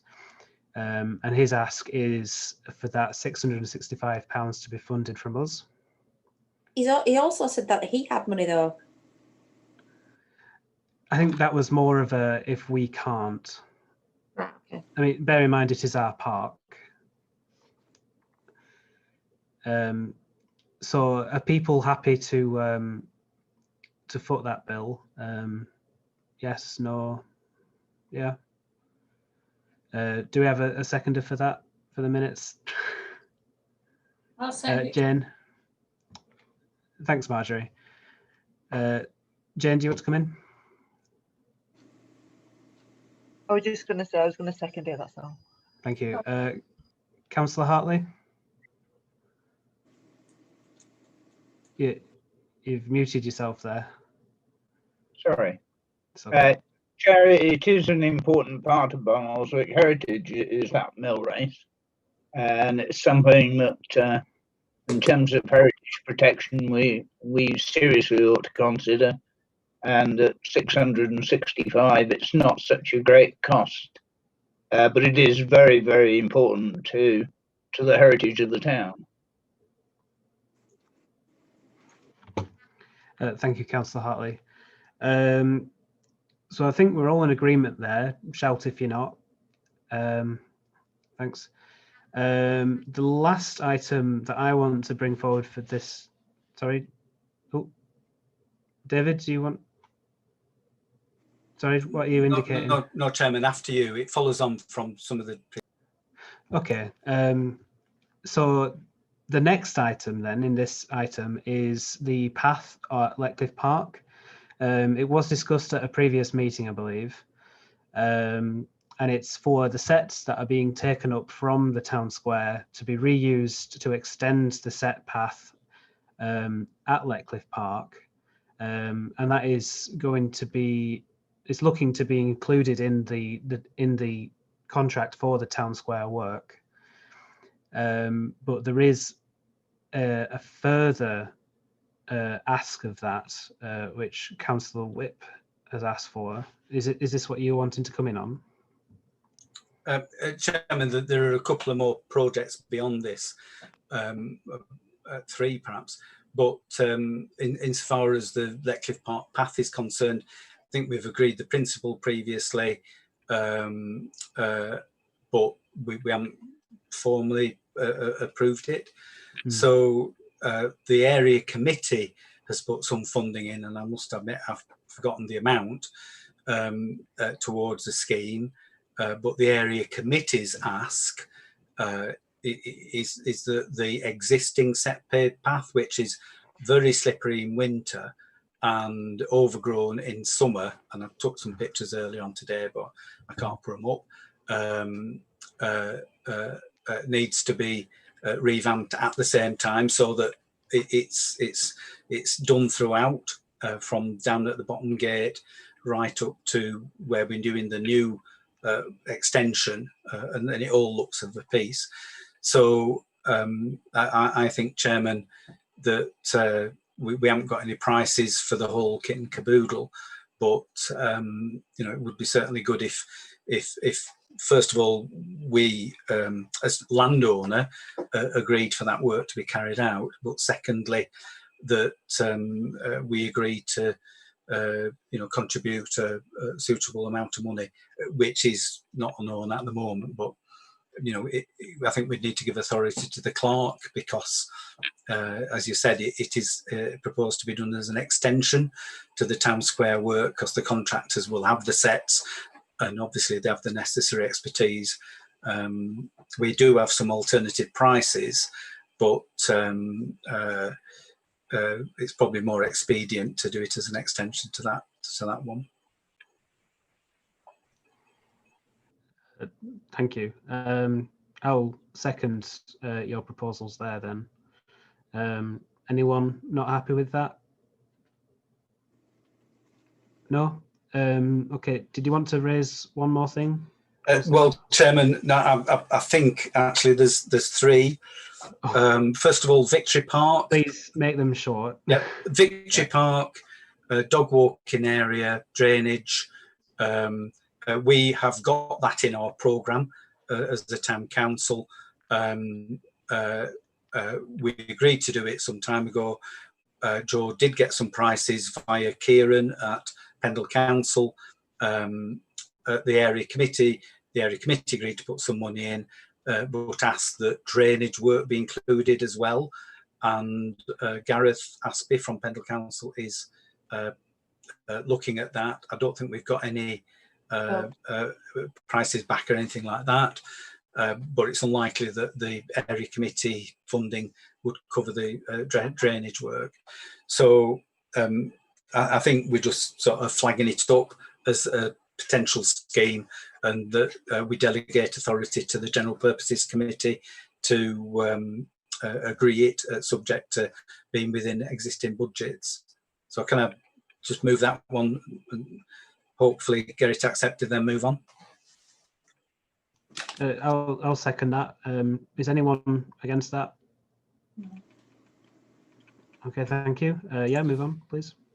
Chairman, the next one is, and again, we've discussed this a little outside the meeting, but it's a potential heritage scheme to have information panels, such as has been erected at the Century Garden, at various heritage sites. And this arose as part of the Old Gormless discussion. But, you know, in chatting amongst ourselves, you know, the view is that it would be a really good idea. So what I'd like to propose on that is that we ask the clerk to make inquiries of the Heritage Lottery Fund to see whether we could get funding to do quite an extensive scheme and have this sort of information panel at many of the heritage locations that we've proudly got throughout the town. And then I have got a final one. I'll just pause you there. Councillor Hartley, did you want to come on this? Chair, not on this particular item. I'll wait till David's finished, and then I just want to make a general point. Okay, I'll bring you in after then. Jane, did you want to come in on this, or a more general thing again? Or I just wanted to really say how keen I was on this heritage information thing that we're looking at doing, particularly with all the historical things that we have around town, and it could make a really good interest for the locals and tourists coming in. So, you know, I'd be really happy to sign up to that. okay, thank you. Councillor Whip, do you want to continue with your last point? The last one, Chairman, is the clerk has had an inquiry from Mandalay Plants, Gledstone Gardens, about winter planting, and normally we would be considering what winter planting projects, landscaping schemes we want undertaking, and we're a bit different this year in that the Bloom Group have tended the winter planting from last year.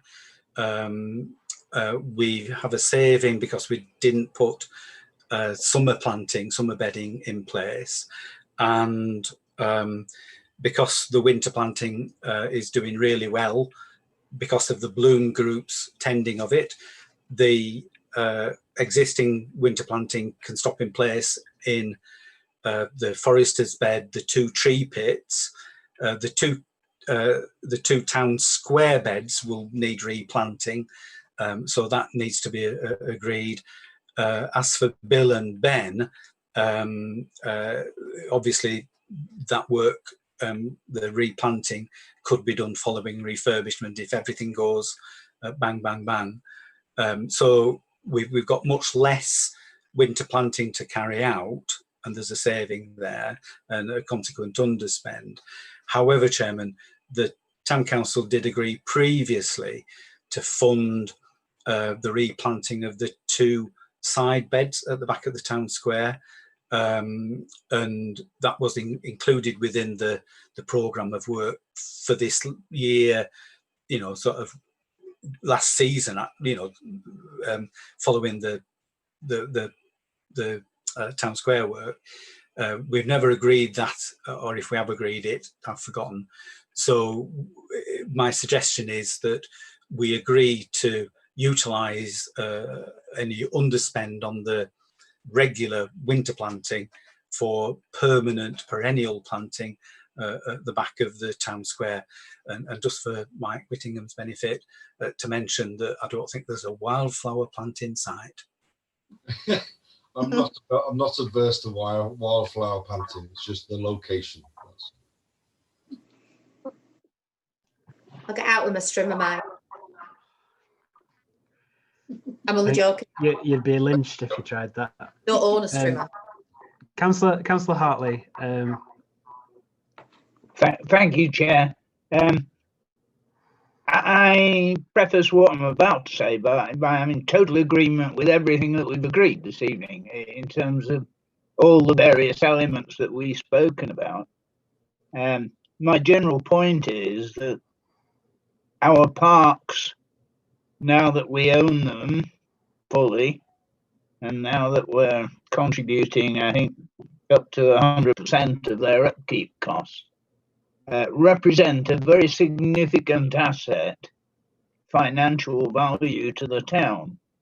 And maybe it is worth setting up a small discussion group that could come up with some long-term strategic plan for the parks themselves.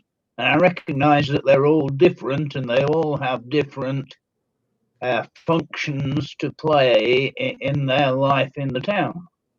You know, historically, Leckliffe Park was set up under a kind of Victorian regime that believed that fresh air and beautiful places were good for the general public to go and visit. Victory Park was set up under a regime that decided that parks were better used for keeping the general public fit and healthy. Hence it's mainly sports pitches and the like, and is very much sports oriented rather than serene and beautiful like Leckliffe should have been. And the Valley Gardens area is much more of a heritage asset and preserved for heritage purposes, along with other functions.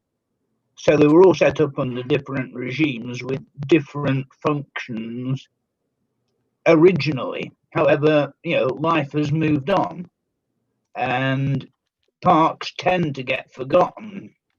And with the squeeze that most people had on budgets, particularly Pendle, who were forced to hand them over to us, parks tend to get forgotten.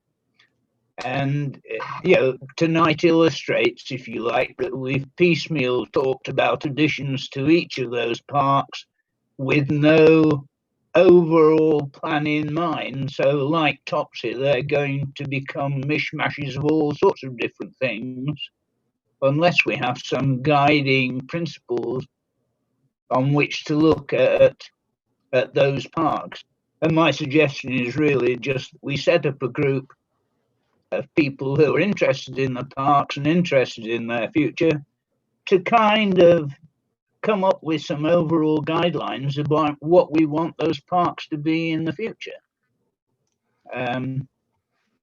Notwithstanding anything that we've discussed tonight and not being a barrier to them either, but just to come up with some concept of what we want those parks to be to guide future development work of those areas.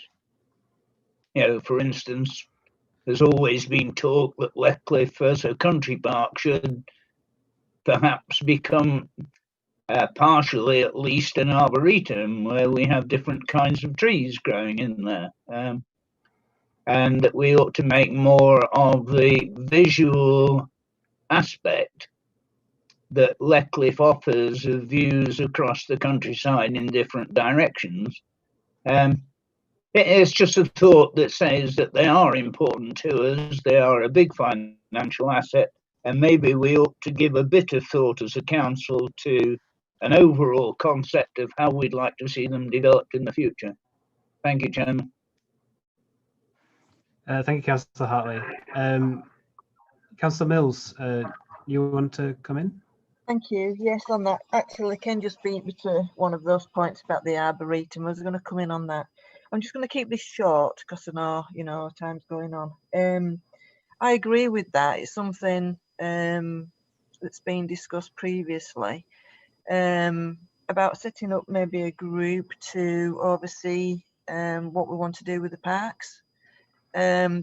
People have interest in different areas, and I think there'd be quite a few people that would be interested in something like this.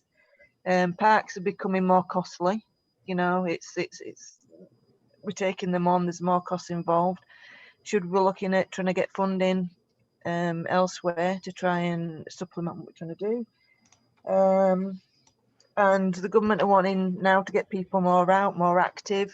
So we want to make these places as nice as what we can in an affordable way. So, I'd go along with what Ken's saying there. Thanks.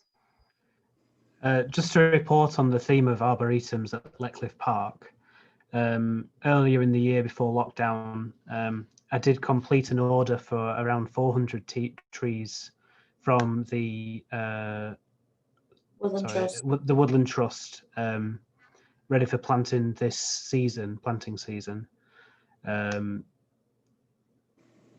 So that is underway.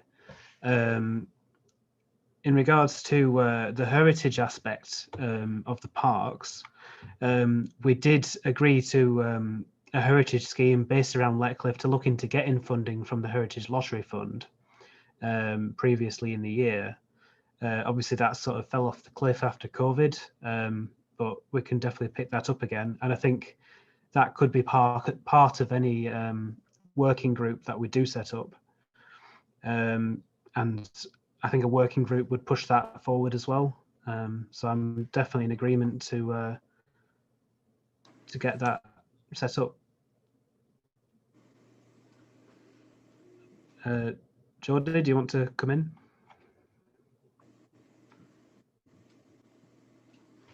You've said it in chat.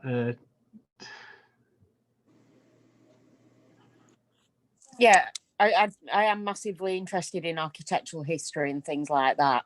And I do have some design qualifications that are based on historical things. So anything like that, I would absolutely love to help, but I am useless with plants. You're not the only one here. Okay. Okay, so I think we're all in agreement there to set up a parks working group. If anyone's just email Joe after the meeting if you want to be involved with that. I think that's everything on environmental schemes. So we can move on to item 19, enhanced countryside access report. So you have received a report from Pendle on the works that have been done. I think there might be some new councillors that aren't as knowledgeable about what the countryside access scheme is. Is that the case? Does anyone not know what it is? Councillor Hartley. To come in? Yeah. Sorry, Chair. Yes, it was a question on the countryside access report there, which is the next to the bottom item there at the WISIC. I wasn't aware that WISIC was in Barlick. That's a very good point. What's Ousledate as well? Is that a place? Ousledate. Fourth from the bottom. Is that meant to say Ousledale? Possibly. Yeah, I think it's Ousledale, but I wasn't aware that WISIC was in Barlick, Chair. I'm glad to see that work is carrying on there, but yeah. So Joe, if you could send some feedback there that we don't want our money going towards WISIC. I have to say, I went for a walk to the Secret Lake and one of the stiles was broken and I've got a scar down my arm from it. But I rung him, I emailed him when I got home and then within a day he'd been out and repaired it. Brilliant. So it does work, or he does work. Okay, so I think everyone's happy with that. And we just note in the report there.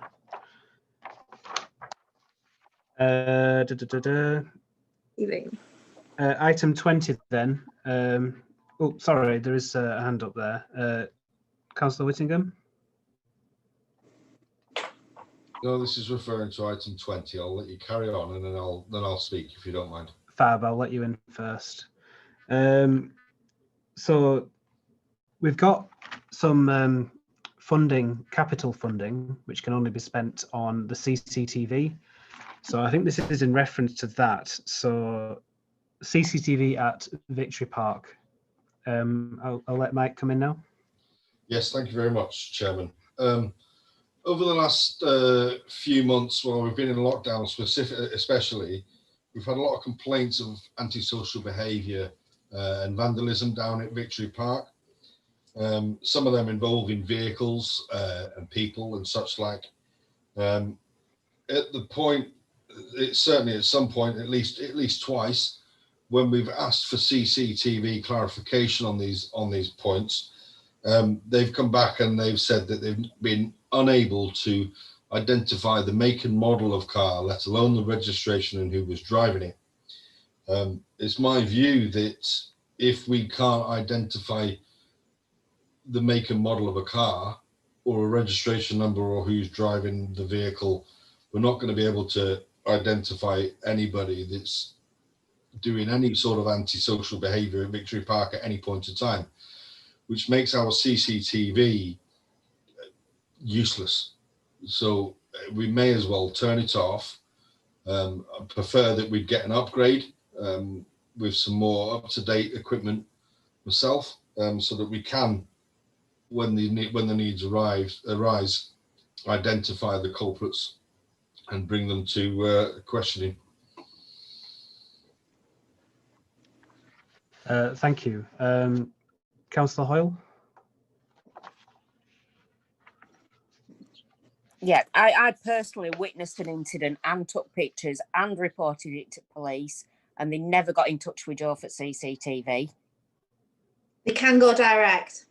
Right. They never got back to me. The person that was actually causing the incident posted on Barlick Talk the day after that his scooter that I took pictures of had been attacked during the night. Obviously, it was some sort of retaliation, and it was drug dealing because all the cars that were there followed me and Dave from the park, and we actually witnessed one of the cars drug dealing on Bank Street. And I reported all that and never heard anything back. And it started at Victory Park.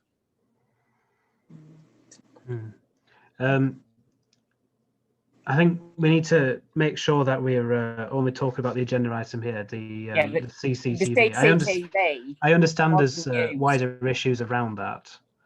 And obviously we do want to get that sorted. But if we can just discuss the item on the agenda before us. Councillor Whip, you've got your hand up. I think, Chairman, with the exception of infrared cameras, camera is only good if it's light, or if there is, sort of lighting so that it can see what's happening. The issue with the camera location at Victory Park, and I don't really think we should discuss this in public because we're revealing, how the system works and everything. But all the cameras have recently been upgraded as part of a £150,000 investment programme. The cameras themselves are very good. The bandwidth to transmit the images is good, and those of us who visited the control room at Blackburn have been very impressed with the high quality of the images that are seen. And I would suggest as a first thing that we organise a trip when it's appropriate, and given COVID-19, will it ever be appropriate? We might have to do it virtually. But, for those members of the Town Council who haven't had the benefit of that experience, perhaps we could have a virtual tour and people understand it. I think what's needed at Victory Park is some supplementary cameras, because the existing camera location, the pole has to be that high in order for there to be line of sight to the next pole, so that the images can be transmitted through the ether. There isn't any cable connecting all the cameras together. It is done by microwave links. It would be very easy to put some supplementary cameras in, which would then need to link to the camera at the top of the pole, and then it'd fire it up, and that could be done very easily. Obviously at a cost, but we do have £20,000 in the. Sorry, how much? I mean, I was on a minute. No, it is. I think it's 20,000. I think it's 18. Okay, I'll put my hand up. 1864. 18,000. Whatever the number is.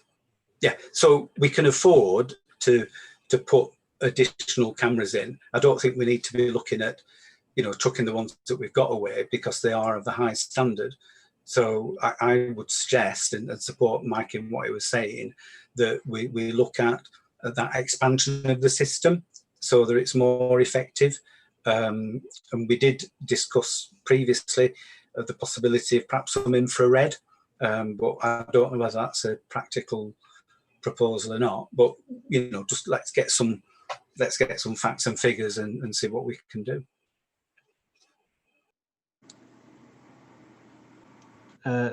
Thank you. Councillor Whittingham, do you want to come back in? No, I'm okay, thank you. Sorry. Okay. Councillor Mills? Yes, thank you. It's good to hear about there are other options regarding supplementary cameras and the possibility of maybe an infrared one. I just feel quite a lot of this antisocial behaviour happening in and around town and parks and places such as that. It is when dusk comes, and you know, we're not getting as much help from the police, or we haven't been as what we needed. So I think maybe we need to do a review of the hotspots around town and see what is needed in those places where we're kind of missing things, and if it's feasible to you know, price things, what we can afford, what would really help matters, because we do seem to be getting hammered, especially in the parks with this antisocial behaviour, and I think we need to do what we can to try and make things easier for people visiting those parks. Thank you. Thank you. Councillor Rose Parker. Yeah, hi. I agree. I think we need to have some kind of night vision cameras, you know, in the hotspots, as Jane said there. And with the line of sight that David mentioned, surely it'd be a good idea to have something that links everything within the park to leaving the park where there's street lights and natural light in order there without having to worry about an infrared camera. So say, you know, opposite the entrance to Victory Park, which would take the shot of a car going in and out. And then as you've got every single camera that links together in show line of sight, you can pinpoint which car was doing the damage. On that, my suggestion has always been that we could have an ANPR camera at the entrance of the park, automatic number plate recognition. That would place the cars there. We know the make, the model, the colour, and hopefully that would help identify the cars that we do have on the existing CCTV. Whether the police could get a conviction of that, they haven't really told us. I have asked the question. I think, yeah. But I totally agree with you, John. The camera at the entrance there would be very useful. I would be very averse to putting floodlighting in the park, just for light pollution, really. So I think infrared is the way to go if we do that. Councillor Whittingham, did you want to come back in again? Yeah, sorry if you don't mind. Just as obviously I'm in the industry, the quality of cameras that are available nowadays with the infrared, there's absolutely no issue with, if we do add more cameras to the park, there shouldn't be any reason why we cannot identify a person, a car, a number plate that is doing whatever it is they're doing down the park. If we have recently had an update in the cameras, as Councillor Whip has already mentioned, then perhaps we're looking at extra cameras to maintain some sort of control around, specifically around where we look at the skate park, the old bowling green and the pavilion. These sort of areas tend to get hit quite hard. So if we're looking at the camera situation, then infrared cameras would be ideal. ANPR cameras would be great as well. It shouldn't cost a great deal of money to add to what we've already got, if what we've already got is suitable for adding to, of course. Thank you. One of my friends is telling me I should smile. So I think we've got a suggestion there to look into the costings for additional infrared cameras, ANPR. Everyone's happy moving forward there then, yeah. Okay, so no one else wants to come in on this item? No. Okay, thank you. We'll move on then. We've got the last emergency item, which is the cones, the Christmas tree cones for the town square. They were recently damaged, and sorry. Shaking your head? No, Chairman. They haven't been damaged as such. It's just the cumulative wear and tear. They're worn out. The welds are giving way, and Joe can report, I'm sure, on the sort of detail of what we've got to. But they're not. I mean, there was some problems with them last winter, but it was more the wear and tear, not deliberate damage as such. Well, the light have said the damage were exacerbated by the 3 lads climbing up them. So A mix of both then. Yeah. Yeah. They weren't in good condition anyway, but they didn't help. Joe, do you want to report on the costings of the works to mend them and the costing of the new ones? Yeah. So I can't find my agenda that you've got. 1 minute. Just let me 1 second. Well, I've got it written down here. No, I'll let you know. Right, okay. So what Light have said is if they refurbish them and they knock off the normal refurb costs that we pay, they would charge us £2,760 plus that. They're saying they should last at least 2 seasons. And then the cost to replace them with very similar trees to what we've already got is £12,420. So there you go. We have had quotes for different trees. That you've asked for. Sorry, I'm just passing it back to Marjorie. And they're coming a lot higher. So it's just an idea of what they want them to do, because the refurb work or the ordering, it needs to be done ASAP so we can get them for November. Okay. So the rationale behind the refurbishing is the ones that we've currently got have lasted a decade. So if you split the cost of the new ones over that time, it's about the same for mending these 2 and them lasting 2 years. Councillor Whittingham, do you want to come in? Yeah, for me, looking at the cost, I think this year it's probably out of question that we replace them. I probably think it's a good idea to go with the refurbishment cost that will last a couple of seasons. And then we may need to be looking at the provision of a new tree or 2. At which point I would probably suggest updating to something a bit more modern than what we've got now, if we can afford it, of course. Thank you. Councillor Whip? Thank you, Chairman. I agree with Mike. I know there are members of the Town Council that would dearly love to see some super duper new fixtures with all singing, all dancing, interactive, programmable LED. And when we got the price through, well, I thought, no, there's no way we can do that, particularly this year. And I think Mike's suggestion is bob on. Do and mend. I don't like throwing good money after bad, which in effect we're doing, but it staves it off. It allows us, if possible, to save up, and within a couple of years we might have, it might be affordable for us to have the all singing, all dancing, super duper. So yeah, I agree with Mike, and it's a shame that we refurbish the town square and everything's brought up to a standard, but 2 years is nothing in the scheme of things, and yeah, it'll be something to celebrate in a couple of years' time, perhaps. Thank you, councillors. So I think we've got a mover and a seconder there to repair the existing trees for the £2,000-ish. Is there anyone disagreeing with that?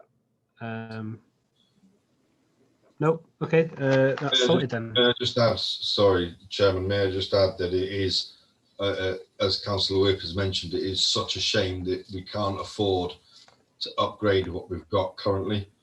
I would love to have the LED Christmas trees up this year at the end of the replacing the town square. That would be awesome, but I just don't think we've got it in the budget. I don't think we've got the money available.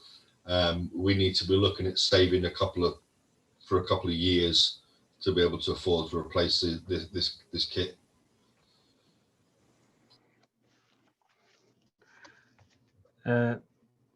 Okay, thank you. Is that it for the agenda then? There's correspondence, items for information, Joe, if you want to just wrap up with that. I don't think I've got anything. Okay, then I'll declare this meeting closed. Thank you all for coming. I won't wish you a safe journey home because you're already at your homes, apart from Joe and Marjorie. Although I'm sure Joe's sort of living at the Civic Hall at the moment. I'm not. Considering the amount of work you're doing there. Excuse me, Chairman. What there was one more item. There was a resignation that you would need to mention. Oh yes, sorry. very sorry. Yeah, Joe, do you want to just report on that? Unfortunately, a month thinking to COVID, Kirsty's resigned. It has been advertised in the bulletin, in the town square. No one's called for an election, so we have another co-option space. So we now have 2. I was thinking the co-option should really take place when we go back to physical meetings, but I'm not sure we can wait that long. I have figured out how to put people in a waiting room though. So it's whether or not the town council want to do that in the next full council meeting, and you want me to advertise now. I think it is entirely possible to do over virtual meetings. We can talk to people, take them out of the meeting temporarily, bring them back in. It's just the same as asking them to leave the room in real life. We can all observe as well. Councillor Whip, you've got your hand raised. Thank you, Chairman. The first thing I wanted to do was thank Kirsty very much for the contribution that she's made to the Town Council. And I know that she's been frustrated because as a Town Council, we don't move fast enough. And I think also, Kirsty's full of ideas, and I think that's exactly what we want. But unfortunately, collectively, we haven't embraced the ideas that she's come forward with. And even when we have agreed to them, it's not been possible to take things through to completion. So I can fully understand Kirsty's frustration. I very much regret that she's left the Town Council, because I think she was a force for good. And I hope that these sentiments will be conveyed to Kirsty, and that we do thank her for the ideas that she's had, some of which have informed some of the discussions that we've had tonight, for instance. In terms of filling vacancies, I think that we should invite applications. We don't necessarily need to see people. We don't need to interview people. They can submit applications on paper or by email, should I say, and that we can consider those at the next full council meeting in a proper fashion, and then make appointments to that point. So I would propose that we do that. And whether or not it requires any interviews as such, which I think, given the nature of the requirement to be open and the way that the meetings are broadcast, might be difficult. So let's play it by ear, invite applications, we get them on paper, we might be able to make a decision on paper. If we need to consider processes in between times, we take advice from such as Councillor West, who's a professional in HR. I'm not suggesting it's a job application as such, but Emma can point us in the right direction in terms of adequate processes and the ethics involved. Yeah. So that's what I'm proposing. 2 parts. Thank Kirsty and invite applications for the next meeting. Okay. If anyone wants anything on GP, Tom, you can close the meeting. Sorry. All right. I've already wrapped up, so I'll just repeat that again. Chairman, are we agreed on that course of action for the vacancies? I will second the action there from David. I believe Thank Joe's you. looking at some applicants. Is that correct, Joe? Yeah. So anyone wants anything put in on GP, will you let me know before Wednesday, please? Joe, do you want to end the live stream? 1 minute. Do I know how to do that? Meeting's closed, everyone. Good night. Thank you for coming. You just click